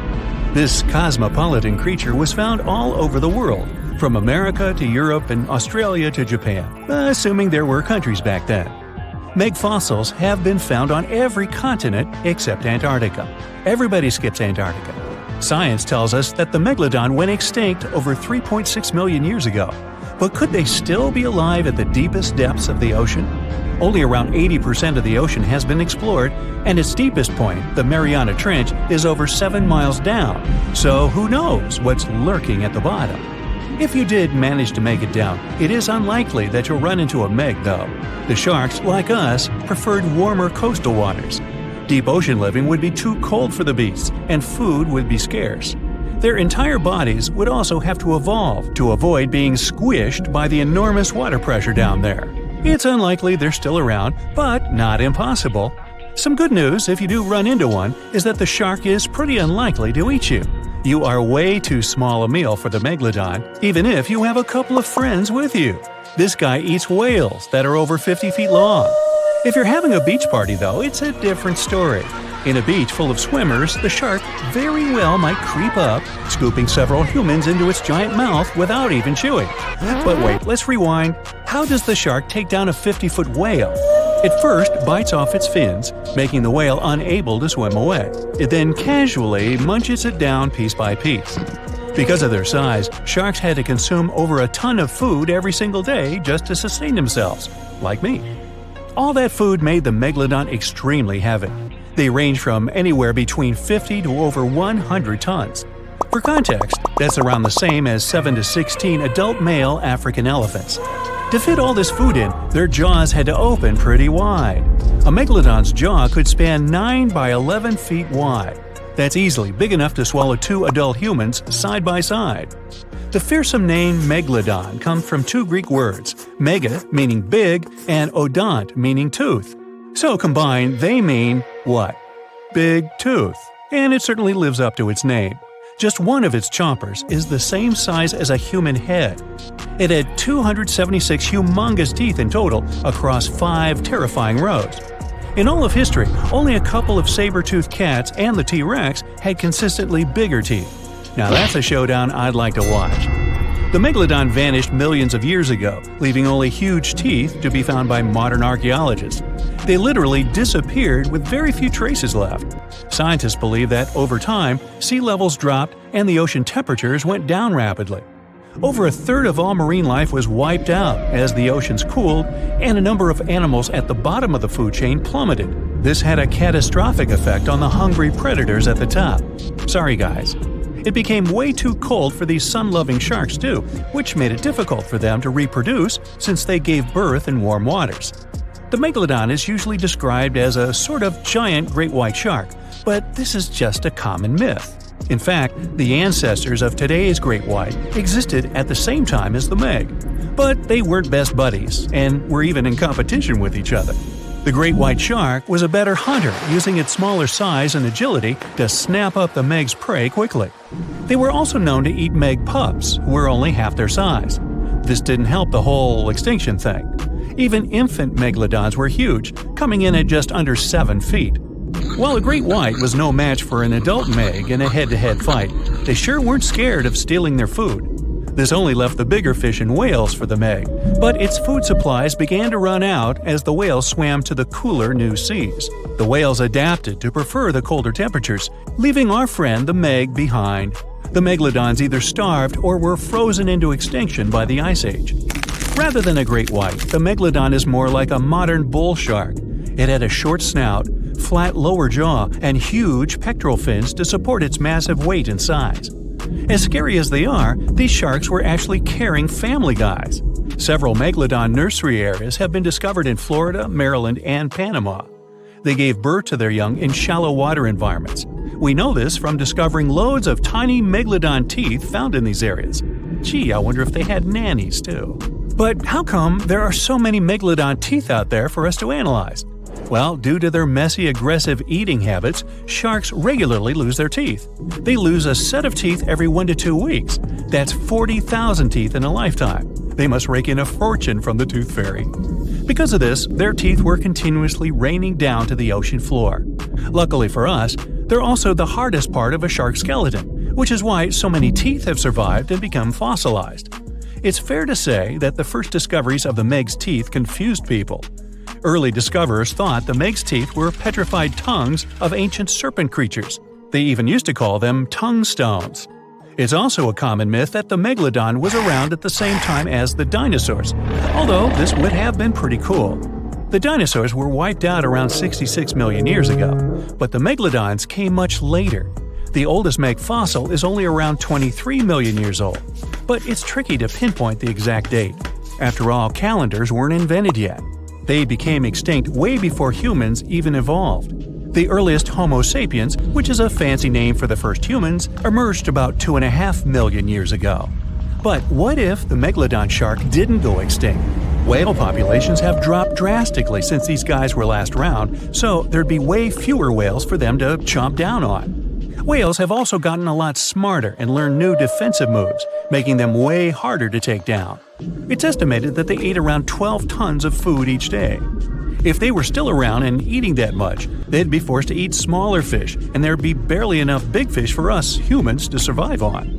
The naughty megalodons would also be able to track fishing boats and steal the fish that they worked hard to collect. It's safe to say we'd see a lot less fish in the aisles of your neighborhood supermarket.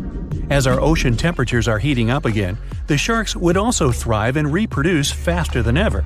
There'd be more and more of these giant eating machines in the water, reducing our fish supply even more. It would also cause massive problems for cargo ships and cruising vessels.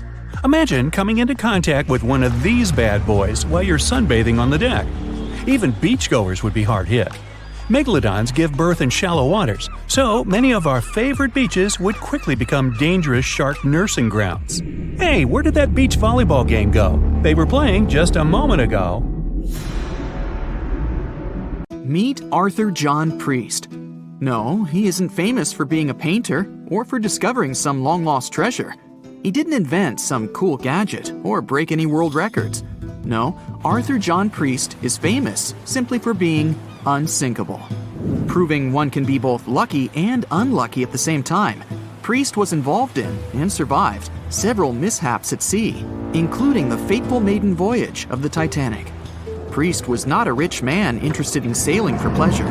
He was part of the working class, employed as a stoker or fireman, stuck for hours within the hot bowels of large steam-powered vessels. His job was dirty and difficult. He was responsible for keeping the furnaces lit, feeding them coal to ensure enough steam was produced for the engines to work. He had to be careful about not overheating the system or setting fire to the whole ship. The furnaces had to be carefully watched and constantly fed. He breathed it all in a while, working and fighting with the sweat and the dirt. He would often work shirtless because of the heat and was always covered in black coal dust. And when he finally had a break, his shared living quarters were nearby in the same part of the ship. He must have been good at his job, though, because he had no trouble finding work. But wherever he went, bad luck seemed to follow. The first incident was a mild one. As a young man, Priest worked on the RMS Asturias. The passenger liner first set sail in 1907, traveling between Southampton in the UK to Buenos Aires in Argentina. At some point during its maiden voyage, the ship suffered a small collision. The damage was bad enough that the ship returned for repairs. Thankfully, there were no reports of any serious injuries. Priest, unfazed, simply went to work on another ship, but his bad luck lingered on the Asturias. In 1914, the Asturias became a hospital ship, helping care for sick men and women around Europe while bringing them home to England. But in March 1917, at just around midnight, the ship was struck by a foreign object. Its hull was breached and the engine room flooded. The captain ordered everyone to abandon the ship, sending crew, patients, and health staff scrambling for the lifeboats. The vessel was still moving, powering through the water because the main controls, located within the flooded engine room, could not be turned off. The captain refused to leave the ship while people were still trying to escape. He was able to aim the Asturias towards Bolt Head, where it finally hit land and couldn't sink. The remaining lifeboats were lowered and the final survivors made it to safety. When they studied the damage on the ship later, the Asturias was declared a total write-off. It might be hard to pin this particular disaster on Priest. After all, he wasn't even on the ship at the time. But it seemed that many of the ships on which he served were destined for trouble. His bad luck followed him to his next job on the RMS Olympic, a massive ocean liner. The Olympic was big. In fact, it had been designed and built as part of the fleet that included the Titanic. But with size came sacrifice. The Olympic was great at moving in one direction, but very difficult to handle when it needed to turn. It was September 1911. The Olympic was trying to alter its course. The Hawk, a smaller ship sailing nearby, didn't give the larger vessel enough room to maneuver, and the two slammed into each other. Because the Hawk was engineered to deal with potential confrontations when out at sea, its reinforced bow tore through the Olympic. Two large gashes appeared on the ocean liner's side. The propeller shaft was badly twisted, and worse, the ship began to take on water. Somehow, the Olympic made it to shore without sinking, and nobody was seriously hurt. Priest had no idea that this was just a small taste of what his future held for him. He next found employment on a brand new ship, a better ship, an unsinkable marvel that was said to be the biggest vessel to have ever been built. Yes, he was going to work on the Titanic. And what a job! It took 29 boilers, requiring 850 tons of coal a day to produce enough steam to power the Titanic. Priest was just one of 150 stokers toiling away in the ship's underbelly, keeping those fires burning day and night. He made around $30 a month.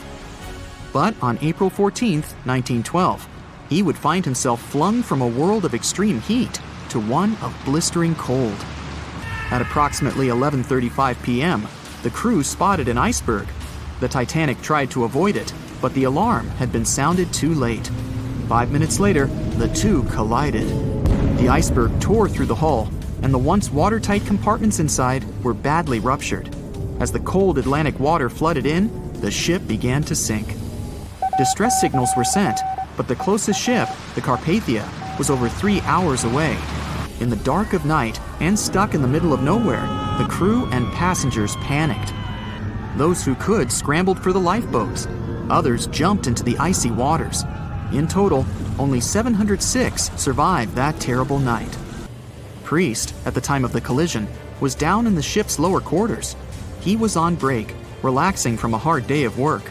And as the ship went down, so did his chances of survival. He and his fellow workers were in the most dangerous position on the ship. They had to make their way through a maze of corridors and gangways, some of which were flooded, in a mad dash to the deck. And then they faced the frigid water, jumping in and desperately swimming to safety. The ocean was so cold that Priest even suffered frostbite before finding his way onto a lifeboat. He was one of only 44 stokers to survive that night. After an experience like that, most of us would never set foot on a boat again. But Priest had to work. His next job also ended in disaster. He was offered employment on the HMS Alcantara. It went down in 1916, and Priest was again one of the few to make it to safety. He was badly wounded in the process.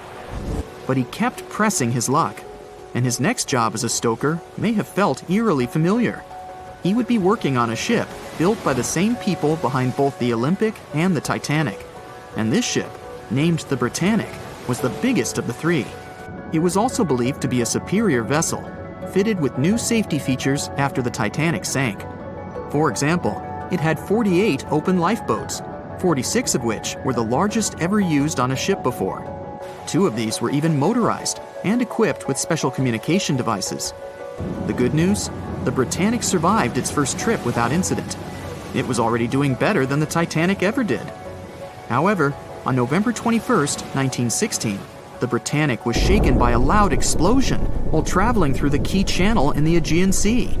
The hull was damaged, and some of the compartments began to fill with water. But, unlike the Titanic, the Britannic had been designed for just such an emergency. It had been fitted with 5 watertight bulkheads.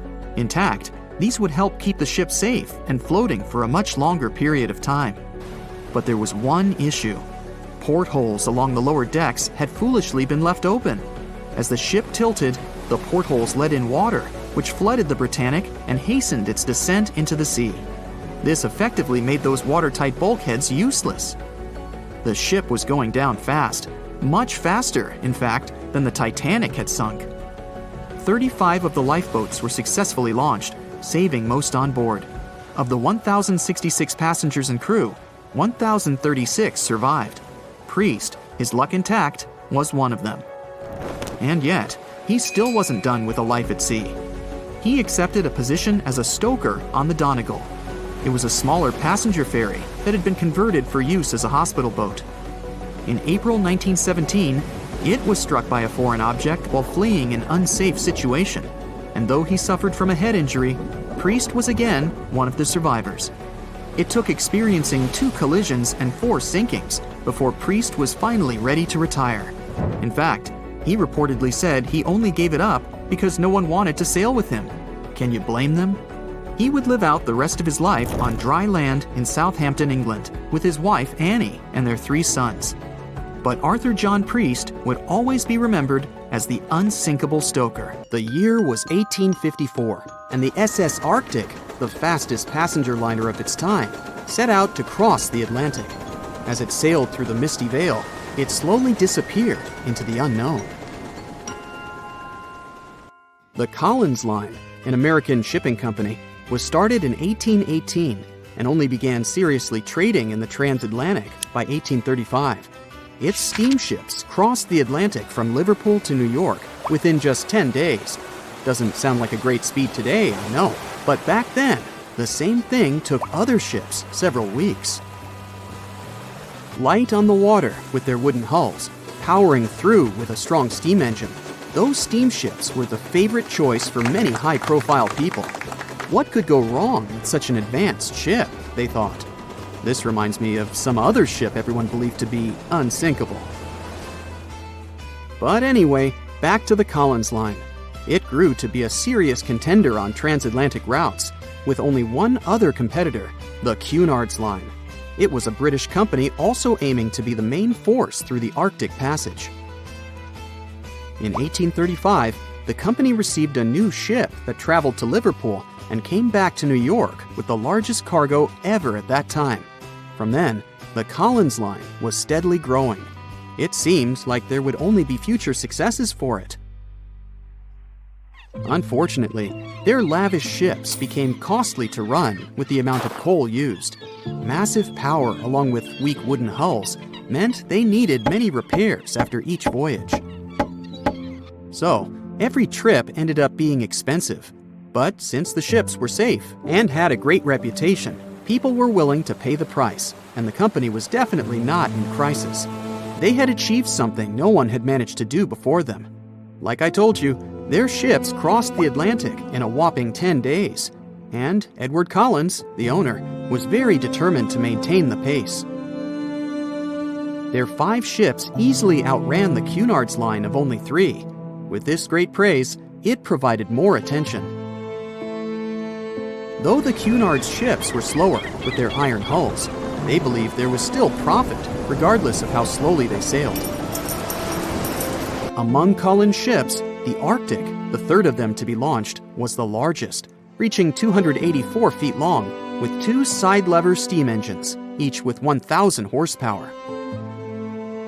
The paddle wheels made 16 revolutions a minute when at full speed. At the time of its launch, the press called it the most stupendous vessel ever constructed in the United States. But glamour and fame couldn't avoid what would come next. On the 27th of September, the Arctic was on its journey from Liverpool to New York, continuing a speed pace through the thick fog. It's possible that by that moment, after 4 years of record-breaking trips, the crew became overconfident with their sailing and the ship. Going only 50 miles from Newfoundland, they carelessly continued through the fog with no radio contact, sonar, or any other form of identifying objects, equipped only with Morse code. A smaller ship, the SS Vesta, which operated as a fishing vessel, often worked around Newfoundland. It was passing through the same path as the Arctic and crashed into its side. Shocked by the collision, the captain of the Arctic offered help to the much smaller Vesta, but it was soon clear that the damage that seemed minor on the Arctic was far worse. Beneath the waterline, a hole was letting water into the hull. The cost of the much faster wooden hull now seemed less valuable. They steered toward land, trying to plug the holes, but they weren't doing so well, and the seawater continued to pour in, filling up higher and pushing the ship down. And finally, once the engine room was full, it put out the boilers, taking away the massive power the Arctic was once legendary for. They moved slowly until coming to a complete stop. The ship continued to sink, and the order was to abandon it. At the time, maritime law allowed for the Arctic to carry only 6 lifeboats, only capable of saving 180 people.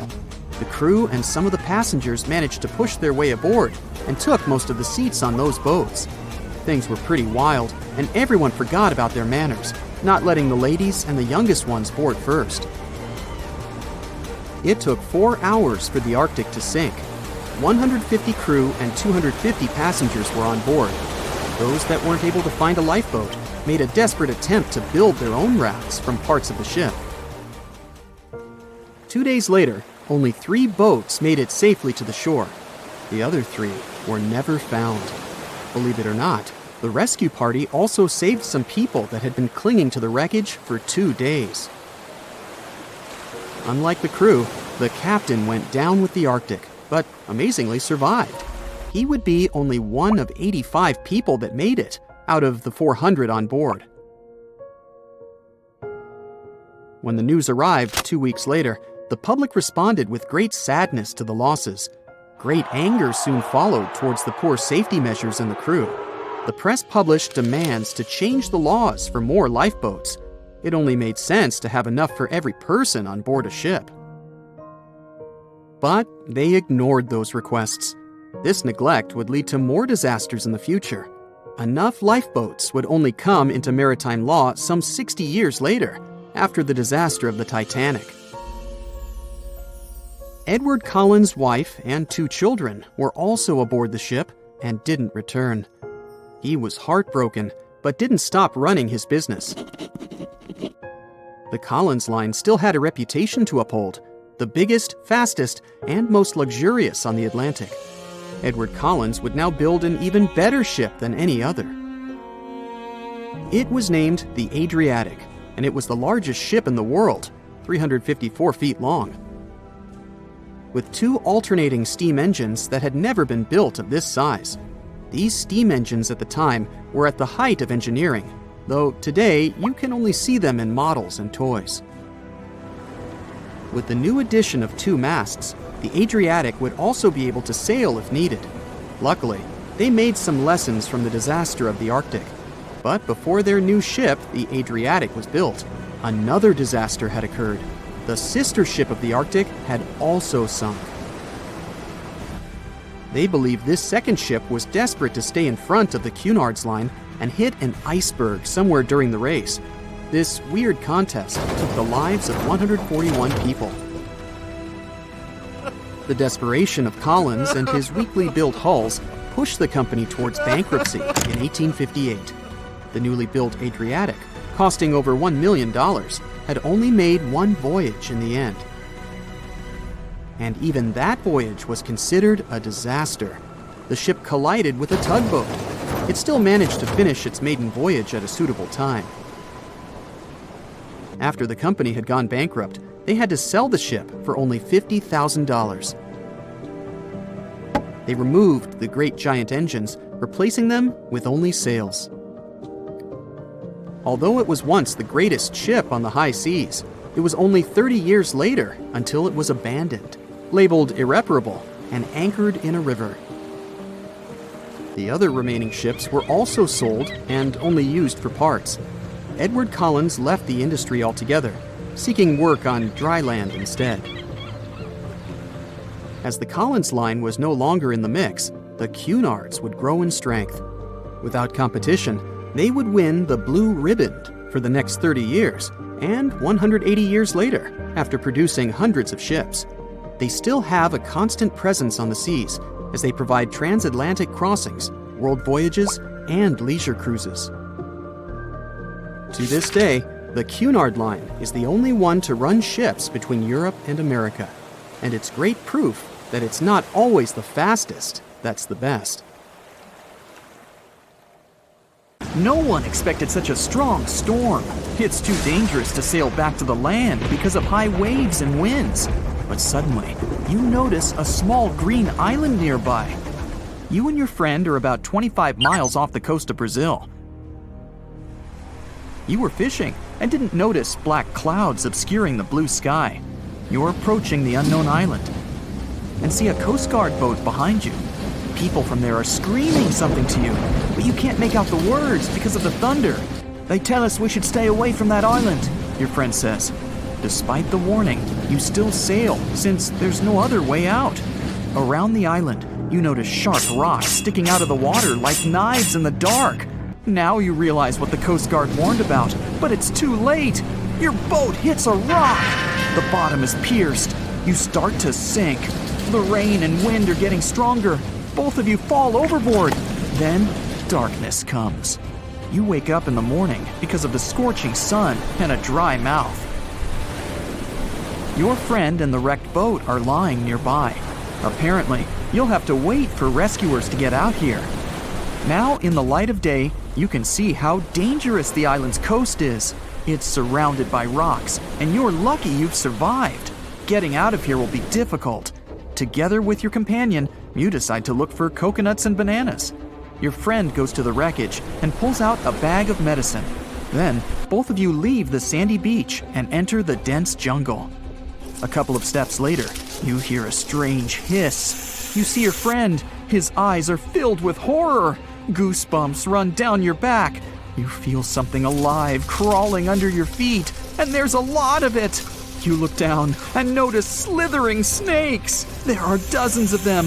They wrap around your legs, get into trees. They're everywhere. Don't move, your friend says. I think I know where we are. You want to ask him a question, but fear takes away your voice. He reads your face and answers the question. We're in one of the most dangerous places on Earth, the Brazilian Snake Island. These are not just some ordinary snakes. This is the golden lancehead, one of the most venomous reptiles in the world. You can find them nowhere else on the planet except for this land. They evolved here naturally, without other snake species intervention. That made their venom 5 times stronger than the venom of ordinary vipers. They're practically the only owners of this island. Nowhere else in the world will you find such a concentration of creeping reptiles on such a small piece of land. And now, they're glad that 2 big lunch meals have arrived. There's little chance of survival, but you're gonna try. The first thing you need to do is get out of your stupor and find a thick stick. This is your best tool right now. If you encounter a venomous snake, the best you can do is retreat slowly. But this time, there are too many of them. They're aggressive and hungry. Together with your friend, you fight off the snakes with a stick. But there's more and more of them coming.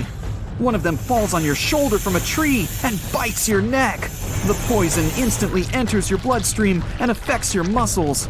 It feels like your body is melting. It becomes difficult to move, and your neck swells. Your friend grabs you and carries you deep into the jungle. Here, among the trees, you notice an old lighthouse. Yeah, this building really stands out here. Once a year, the Coast Guard visits it. Your friend breaks down the door and puts you on the floor. You're afraid you won't be able to survive the bite. Fortunately, your friend is a doctor. He injects the necessary medicine and saves your life. You have a few minutes to rest before more danger arises. Your friend tells you that the unique snakes appeared here thousands of years ago. This island was part of Brazil for a long time. Then, massive floods separated it from the continent. This part of the land was cut off from the whole world, which helped the formation of a unique ecosystem inside. Vipers that lived here evolved into golden lanceheads. They quickly became the main masters of the island and destroyed all the other animals. But how did they manage to survive without food, cut off from the whole world? They did it thanks to nature and evolution. This island is a transit point for many birds. They stop here to rest during long flights. These birds become dinner for the snakes. Previously, a snake bite almost didn't harm the birds. They were frightened and flew away, leaving the snake without food. But over years of evolution, the island's owners have developed such a potent poison that one bite was enough for a bird to never take off again. There's also a legend that a pirate hid treasures here a long time ago. And, so that no one would ever find it, he brought snakes to guard his gold. Of course, there's no chest with coins here, but the island is attractive for modern pirates, even today. Golden lancehead snakes are an expensive commodity, so bad people often visit this place to hunt the reptiles. That's why the Coast Guard is always on duty around the island. People are forbidden to visit this place. And even if someone manages to get past the guards, they will have to face the rocks. Only biologists and scientists have permission to study the local fauna. A necessary condition for a visit is a doctor's presence in the team, so they can save people from the snake's poison. So we have pirates and hordes of poisonous snakes, but there's something else that makes the island even worse. At this moment, you hear rustling all over the building. Thousands of little paws are tapping on the walls and floor. You look around and see lots of giant cockroaches. Some of them are half the size of your palm. They crawl under your clothes. You and your friends scream in fear and run out of the lighthouse. Quickly, you reach the shore and fall into the water. It seems that not a single cockroach is left under your shirt. But that's not all. You hear a strange buzzing sound. You look around and see a dark cloud of flying beetles forming in the sky. It's locusts! Thousands of flying insects are heading in your direction. To avoid a collision, you dive under the water and wait for the cloud to pass by. You go up to the surface and move to the shore. Fortunately, there are almost no snakes here. You and your friend are afraid to approach the jungle and wait for several hours until rescuers arrive. You're nervously painting a pattern on the sand and make a promise that you'll never revisit this place. Finally, you see the lifeguard boat. You're trying to tell them you got here by accident. They believe you and evacuate you from the island. While you're sailing away, you think about what would happen if many poisonous snakes appeared in a village or a small town. It's difficult to imagine what kind of problems people would face. But in fact, there's no need to imagine anything. There is a place on the planet where locals live next to poisonous cobras, but it doesn't create any chaos. A human can live in peace and harmony with reptiles in that village. Welcome to Shetpal village in India. This place has a population of about 2,600, and it's located in the jungle. It's hot here. Locals are friendly and responsive. If you go into one of the houses, you'll see something that seems impossible. The king cobra, whose venom is one of the most dangerous in the world, calmly crawls around furniture and eats eggs and meat that people give. There's even a special corner for the reptile to relax from the scorching sun, drink water, and have a snack. People are happy about the cobra, as if it was a pet. In the village, cobras are everywhere. They come into houses and schools, crawl through the streets, and keep company during dinner. The locals consider them full-fledged residents. They adore them. The snakes are also used to people and don't see them as dangerous. The coolest thing is there has never been a tragic case in the village because of a poisonous bite. There's no other place in the world where cobras live in such harmony with people. It was the biggest ship ever built in its time, and it was supposed to be unsinkable. But within days of steaming out on its first voyage in 1912, the Titanic was gone beneath the relentless waves of the North Atlantic Ocean. And of its more than 2,200 passengers and crew, only 706 survived that dreadful night. Would a smaller ship have fared any better in the same situation? Did the size of the iceberg truly matter in the end? Was it a mistake for the ship to change course at the last minute as it tried to avoid impact?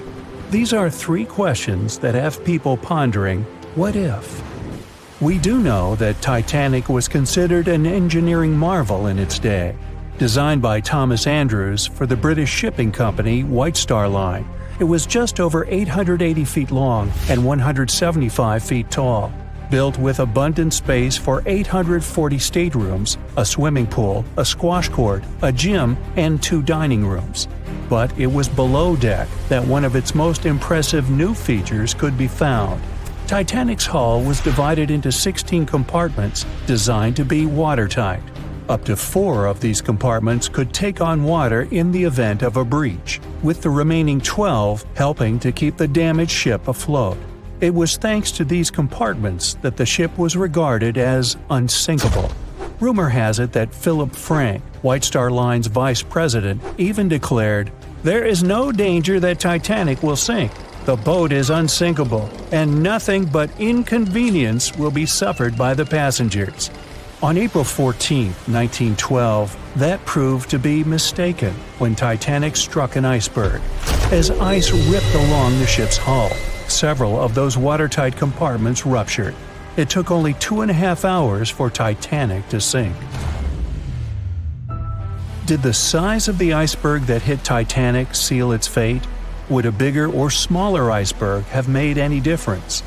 Icebergs come in a wide variety of shapes and sizes. They are pieces of ice that have broken away from glaciers or ice shelves in the Arctic and Antarctic, and are now wandering across the ocean until they eventually melt. One of the tallest icebergs ever found would have easily dwarfed Titanic. Discovered in 1957, it was 550 feet high. That's close to the height of the Washington Monument. Imagine ramming into something that big. Smaller icebergs, though, can turn out just as dangerous. Some are the size of houses and called bergy bits. Others, closer to the size of a car, are called growlers. These can be much harder for ships and boats to locate, making them more difficult to avoid.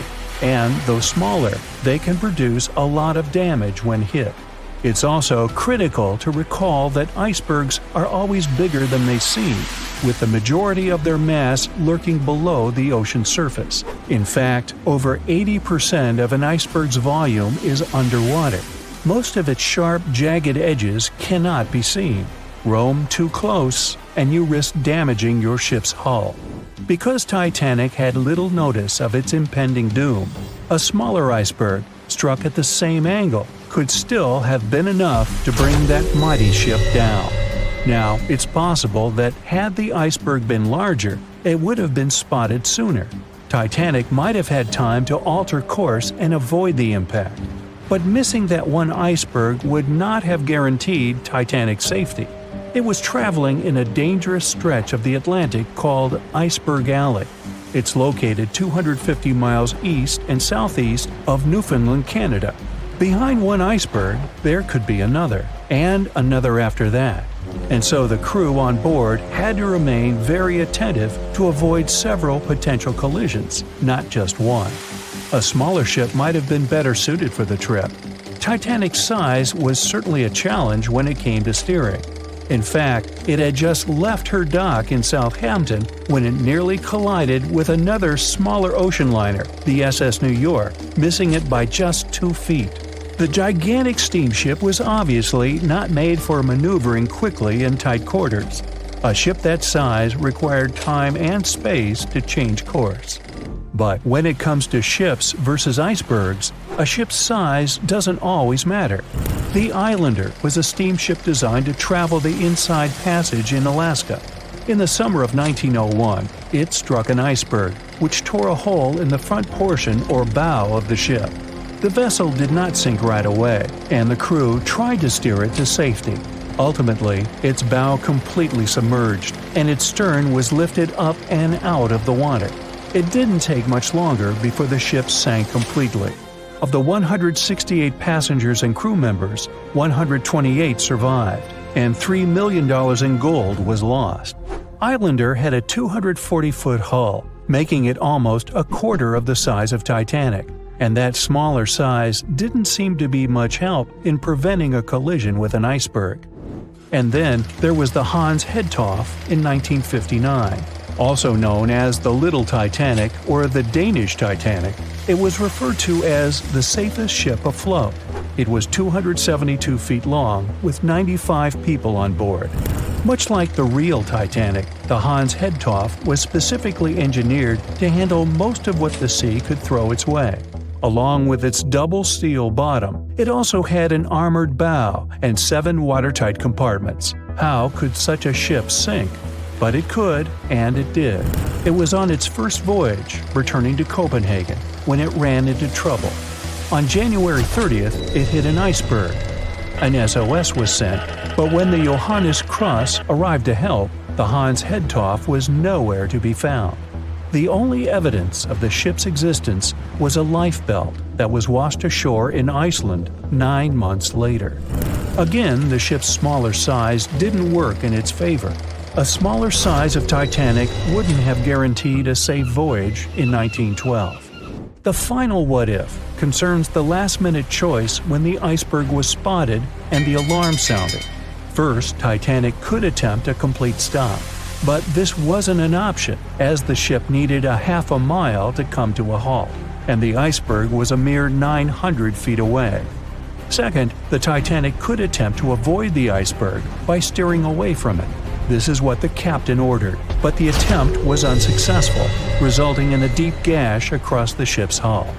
The final option? To hit the iceberg head-on. Would this have made any difference? The answer is an intriguing maybe. Some think a head-on collision would have saved Titanic. In this scenario, the collision would have limited the damage to the very front of the ship. Instead of the iceberg tearing through the hull and compromising several of the watertight compartments, only 4 of the compartments would have been breached. This meant the others could do their job of keeping Titanic afloat. The ship could be stuck, unable to move, but it would remain above water until help arrived. This would provide a ship like Carpathia enough time to reach the scene of the accident and bring the people on board to safety. One of the Titanic's designers, Edward Wilding, made a similar claim during an inquiry into the sinking. He argued that most people would have survived a head-on crash, and that Titanic itself would not have sunk. Others disagree, though. First, the special bulkheads on Titanic were designed specifically to protect the ship against collisions with other vessels, not with icebergs. These compartments would crumple upon impact, absorbing some of the force while the other ship absorbed the rest. Though the damage would still be extensive, the remaining bulkheads would keep the ship afloat. But an iceberg does not have the same flex in a collision as you would experience with another ship. Most of the force would be absorbed by Titanic, resulting in greater damage to the ship. Even worse, the impact would be carried through the full length of the ship. Rivets would burst, seams would tear, the compartments would quickly flood, and the ship would sink even faster, resulting in fewer survivors. In any case, as with most what-ifs, we'll never really know the answer. As tragic as Titanic's first and last voyage was, it did result in changes that helped make venturing out to sea much safer. Findings from hearings on the disaster led to the creation of the International Ice Patrol, or ICC, in 1914, an organization that tracks icebergs in the Atlantic and Arctic Oceans to ensure vessels in the area can avoid them.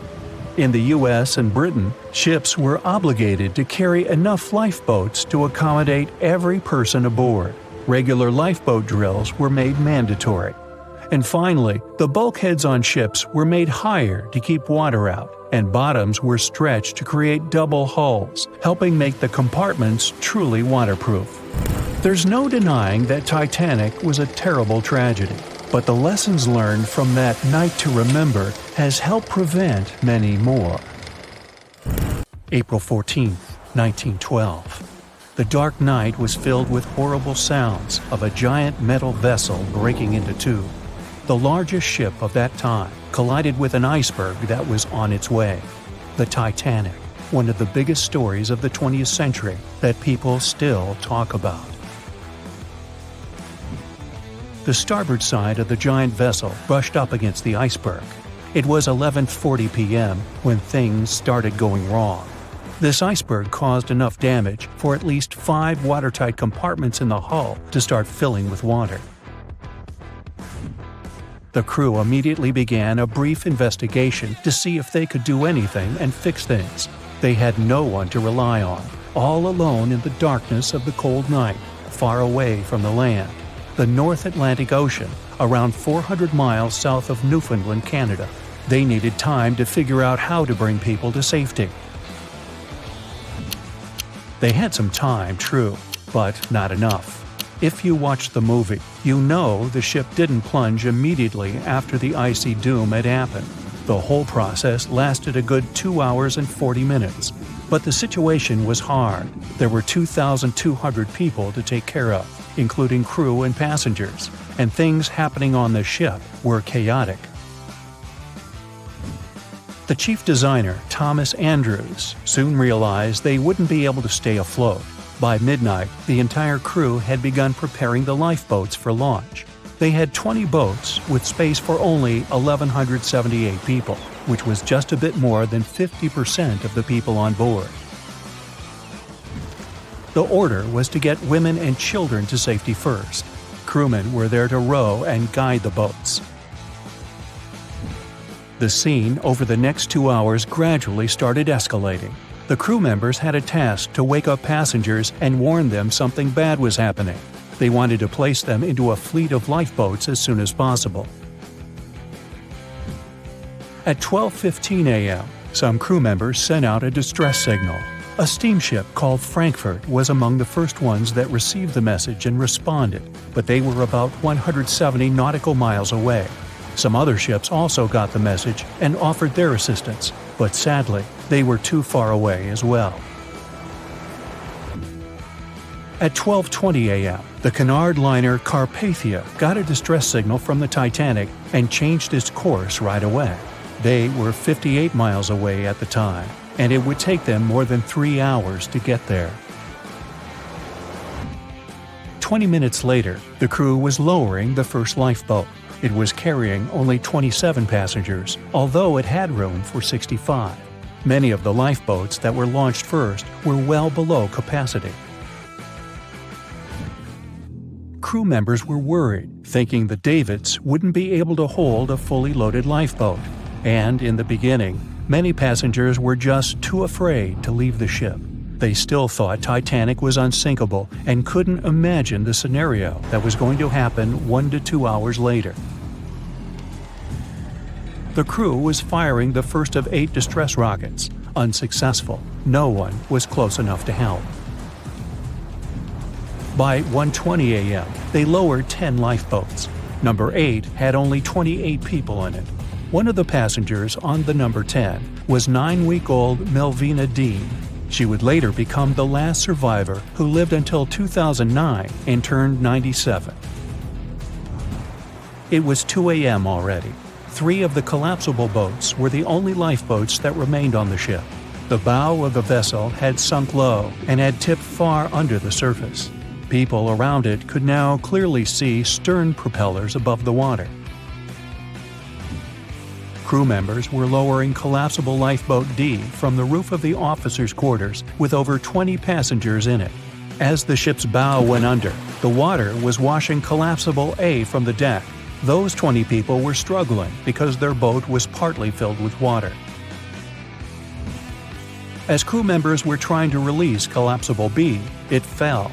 Before they righted it, the water swept it off the ship. 30 passengers still managed to find safety on the overturned lifeboat.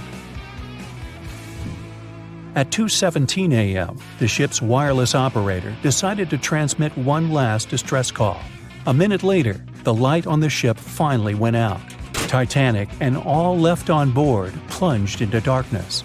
The bow continued to sink, and the stern was rising higher above the surface, which placed great strain on the midsection. Horrible sounds were filling the night. Titanic, this massive, legendary ship so many people placed their hopes in and were excited about, broke into two between the third and fourth funnels. Reports would speculate it took about 6 minutes for the bow section to reach the ocean bottom. The stern settled back in the water before it rose again into a vertical position. It remained in this situation until it finally disappeared into the ocean. At 2:20 a.m., the stern apparently retained air inside, and water pressure crushed it as it went down. The stern landed about 2,000 feet away from the bow. People consider the Titanic the fastest ship in the world. They thought it was unsinkable because 4 of its compartments could be flooded, and that still wouldn't cause a critical loss of buoyancy. Its life was problematic since its beginning. While the ship was leaving port, it moved within a couple of feet of the steamer New York. It managed to safely pass by, which was a huge relief for all those worried passengers massed on the ship's decks. Titanic sailed off on the 10th of April. Its first journey was across the highly competitive Atlantic route. On the launch day, the Titanic became the biggest movable object in the history of humankind, 882 feet long, 92 feet wide. Not that big if you compare it with today's ships. The biggest cruise ship in the world today is Royal Caribbean's Symphony of the Seas, which is roughly 5 times the size of Titanic. If you put that ship in a vertical position, it would be nearly as tall as the Empire State Building, which is 1,250 feet without antennas. But Titanic was a huge attraction back in its time. At one moment of their journey, they stopped in France, after which they made another stop in Ireland. Once the final passengers boarded, the massive ship set out at full speed for their final destination, New York City. 4 days after the beginning of its journey, Titanic failed to divert its course from a huge iceberg, the story we all know about.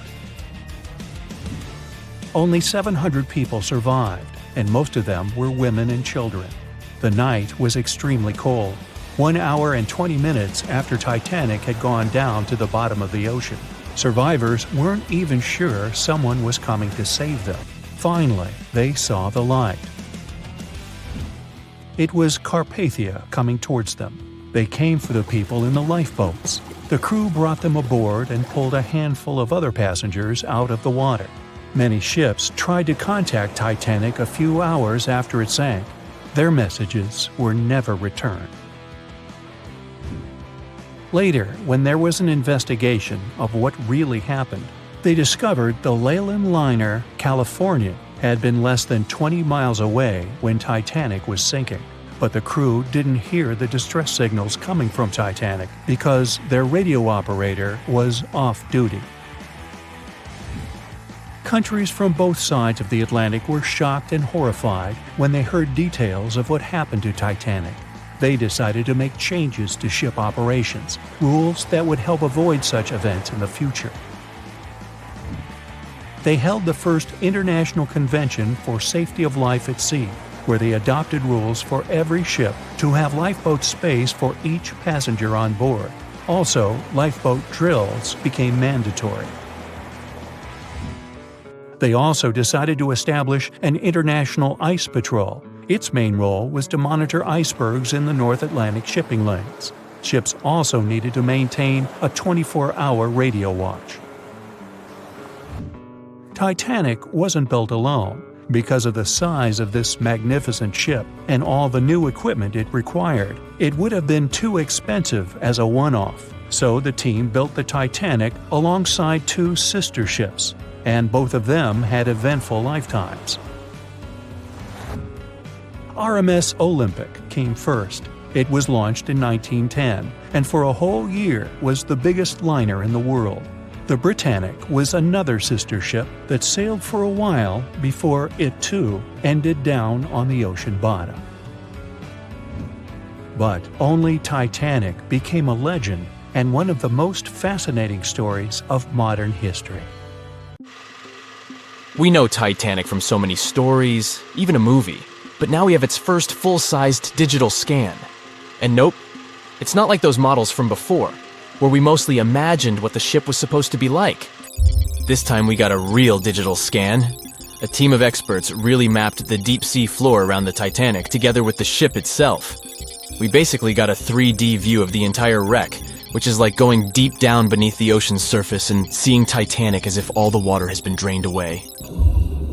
So, the story of the wreck started in 1985, 73 years after the Titanic went down. The explorer named Robert Ballard stumbled upon it somewhere between two submarines that also went down in that area. He was actually on a different task back then, so he didn't even have time to explore the ship properly. But as he was searching for the submarines, he realized how ocean currents affect sinking debris. He noticed the heaviest object sank quickly and left a trail of debris behind, the trail that followed the currents. Using this knowledge, Ballard made a hypothesis the Titanic had broken in two and left a debris trail as it sank. Before he found the wreck, everyone thought the ship just went down in one piece after hitting an iceberg. So everyone knew where the ship was so the adventure could start, or not. It was hard to explore it. The ship is enormous, and the dark depths of the ocean make it really difficult to capture its whole body in one go. So we mostly relied on glimpses of the decaying ship and had to settle with teasing scattered parts of the whole picture and filling it up with speculations and stories. But in the summer of 2022, we finally got something different. A team of experts from Magellan Loaded, a company specializing in mapping the deep sea, teamed up with Atlantic Productions, who were making a documentary about the project. They embarked on a mission to capture the complete view of the Titanic. They used submersibles. Those are vehicles that go underwater, remotely controlled by a team of skilled explorers. These submersibles dove deep into the ocean. It wasn't an easy job. They spent over 200 hours collecting information about the entire length and breadth of the wreck. It was like a real-life treasure hunt. But instead of finding gold and jewels, they took something even more precious. Over 700,000 images of the Titanic from every angle possible. Yup, they took photos of every tiny part of the ship, even the not-so-interesting bits most of us would usually skip. Even mapping the muddy parts was an important part, because it helped fill in the gaps between the more exciting things they discovered. And this was a way for all of us to finally get a detailed 3D reconstruction. Even though it's been more than 100 years, you can still recognize the bow of the Titanic, covered in rust that hangs down like stalactites. On top of the bow is the boat deck, where a big hole gives us a glimpse into the empty space where the grand staircase once stood, like a window into the ship's glamorous past. Its stern is now a wild mess of twisted metal. As the Titanic went down, this part collapsed and spiraled into the seabed. The bow and the stern ended up separated by about 2,600 feet. There's a vast field of debris surrounding this giant, stuck on the seafloor. This debris is like a scattered treasure trove, full of intricate metalwork from the ship, statues, and even unopened champagne bottles. There are also personal belongings that went down together with the ship, like dozens of shoes resting across the seafloor. It was a tough task to do, go down and take all those pictures. It may not sound that hard at first, considering it was the vehicle that really immersed itself into such deep parts of the ocean, not the people. But studying the ocean is hard. We haven't explored, mapped, or even seen over 80% of it. The conditions are harsh, and the pressure becomes more intense the deeper you go. And their vehicle had to dive down to nearly 13,120 feet below the surface. That's like 12 Eiffel Towers stacked on top of each other. Plus, you have strong currents in that area, so it was probably like trying to navigate through a watery maze. And submersibles weren't supposed to touch anything. Even the slightest wrong step can damage the wreck that was already so fragile. It seems like the Titanic is frozen in time, so it will always be there waiting for us. But in reality, it's slowly disappearing. It's pretty obvious that the ocean water ruined it considering how long it has been down there. But it's not just that. The wreck itself has become a home for a specific type of bacteria Halomonas titanicae that even got named after the famous ship. These bacteria have a special ability. They can survive inside rusty formations known as rusticles. They kind of look like icicles, those spikes of ice that form when water falls from something and freezes. These bacteria have a taste for iron, which is abundant in the ship's hull. For them, it's like a real buffet down there. And as time goes by, these bacteria will keep eating away at the iron in the ship, bit by bit, until one day the feast comes to an end and the whole ship is gone. It's like a slow but steady recycling process. So this 3D model we got because of the hardworking team and technology comes at the best time because we never know how much time we have left with exploring the famous wreck. This time we might even understand the collision with the iceberg better. You know how movies always show the Titanic hitting the iceberg on its right side? Well, we can't even be certain about that. The scans could help us figure out if the ship actually grounded on the iceberg, like getting stuck on it. We can study the stern and analyze how the Titanic struck the seafloor. That will also help us understand what really happened during the sinking. Maybe we'll get a chance to discover if there was really a strong fire that sealed the fate of the Titanic. One theory says that the coal fire had been raging for a whole 3 weeks before the ship even took its first and last trip. And this could have made its hull weaker, which means most of the work was done. The iceberg just delivered the final blow. If there even was an iceberg, as some people wonder. There's an alternative theory they suggested where the Titanic may have actually hit a hidden mass of pack ice instead of a typical iceberg. Pack ice is made up of large sheets of ice that float near the ocean's surface and can be difficult to spot. They believe this pack ice might have drifted into the Atlantic from the Arctic Ocean. According to one professional mariner, Captain L.M. Collins, that stands up with that idea. If the Titanic had struck a regular iceberg, the ship would have sunk much more quickly than it did. And since the Titanic managed to stay on the surface for a relatively long period of time, less than 3 hours, maybe this was a different type of collision. The mariner also said there are differences in what people said they saw when the Titanic sank. He thinks these differences might be because of optical illusions. In this case, when people were looking at the ocean that night, the way the light was reflecting and the conditions at sea might have made things appear closer or distorted. So when they saw something in the water, it might not have been exactly what they thought it was. Whether it was an iceberg or something else. Binoculars might have helped the crew members to spot the potential danger, but unfortunately, they didn't have any. It appears they were locked inside a cabinet, and no one knew where the key was. The megalodon was the biggest shark to ever live. Not only that, it's one of the biggest fish and the largest predator in Earth's history. They've been known to reach lengths of up to a whopping 70 feet. That's over 3 times longer than the biggest great white shark on record. The females have also been found to be around twice the size of the males. The megalodon could swallow a small car without it even touching its teeth, if cars had been around then. Its teeth could grow to over 7 inches long. It looks like we're going to need a bigger boat, and best make it steel-plated, as this shark can easily gnaw its way through ships. The underwater terror could bite a ship clean in half, with the highest bite force ever calculated for any animal, living or extinct. The force of its ferocious bite was up to 40,000 pounds. That's around 108,000 times the strength of a human's and 10 times the force of a modern crocodile's bite. Its chomp is so strong that it makes the T-Rex's bite look about as powerful as my granny's after she's taken her dentures out. In fact, the Meg was so big and powerful that it had no natural predators. It was the uncrowned king of the seas, swimming freely from ocean to ocean.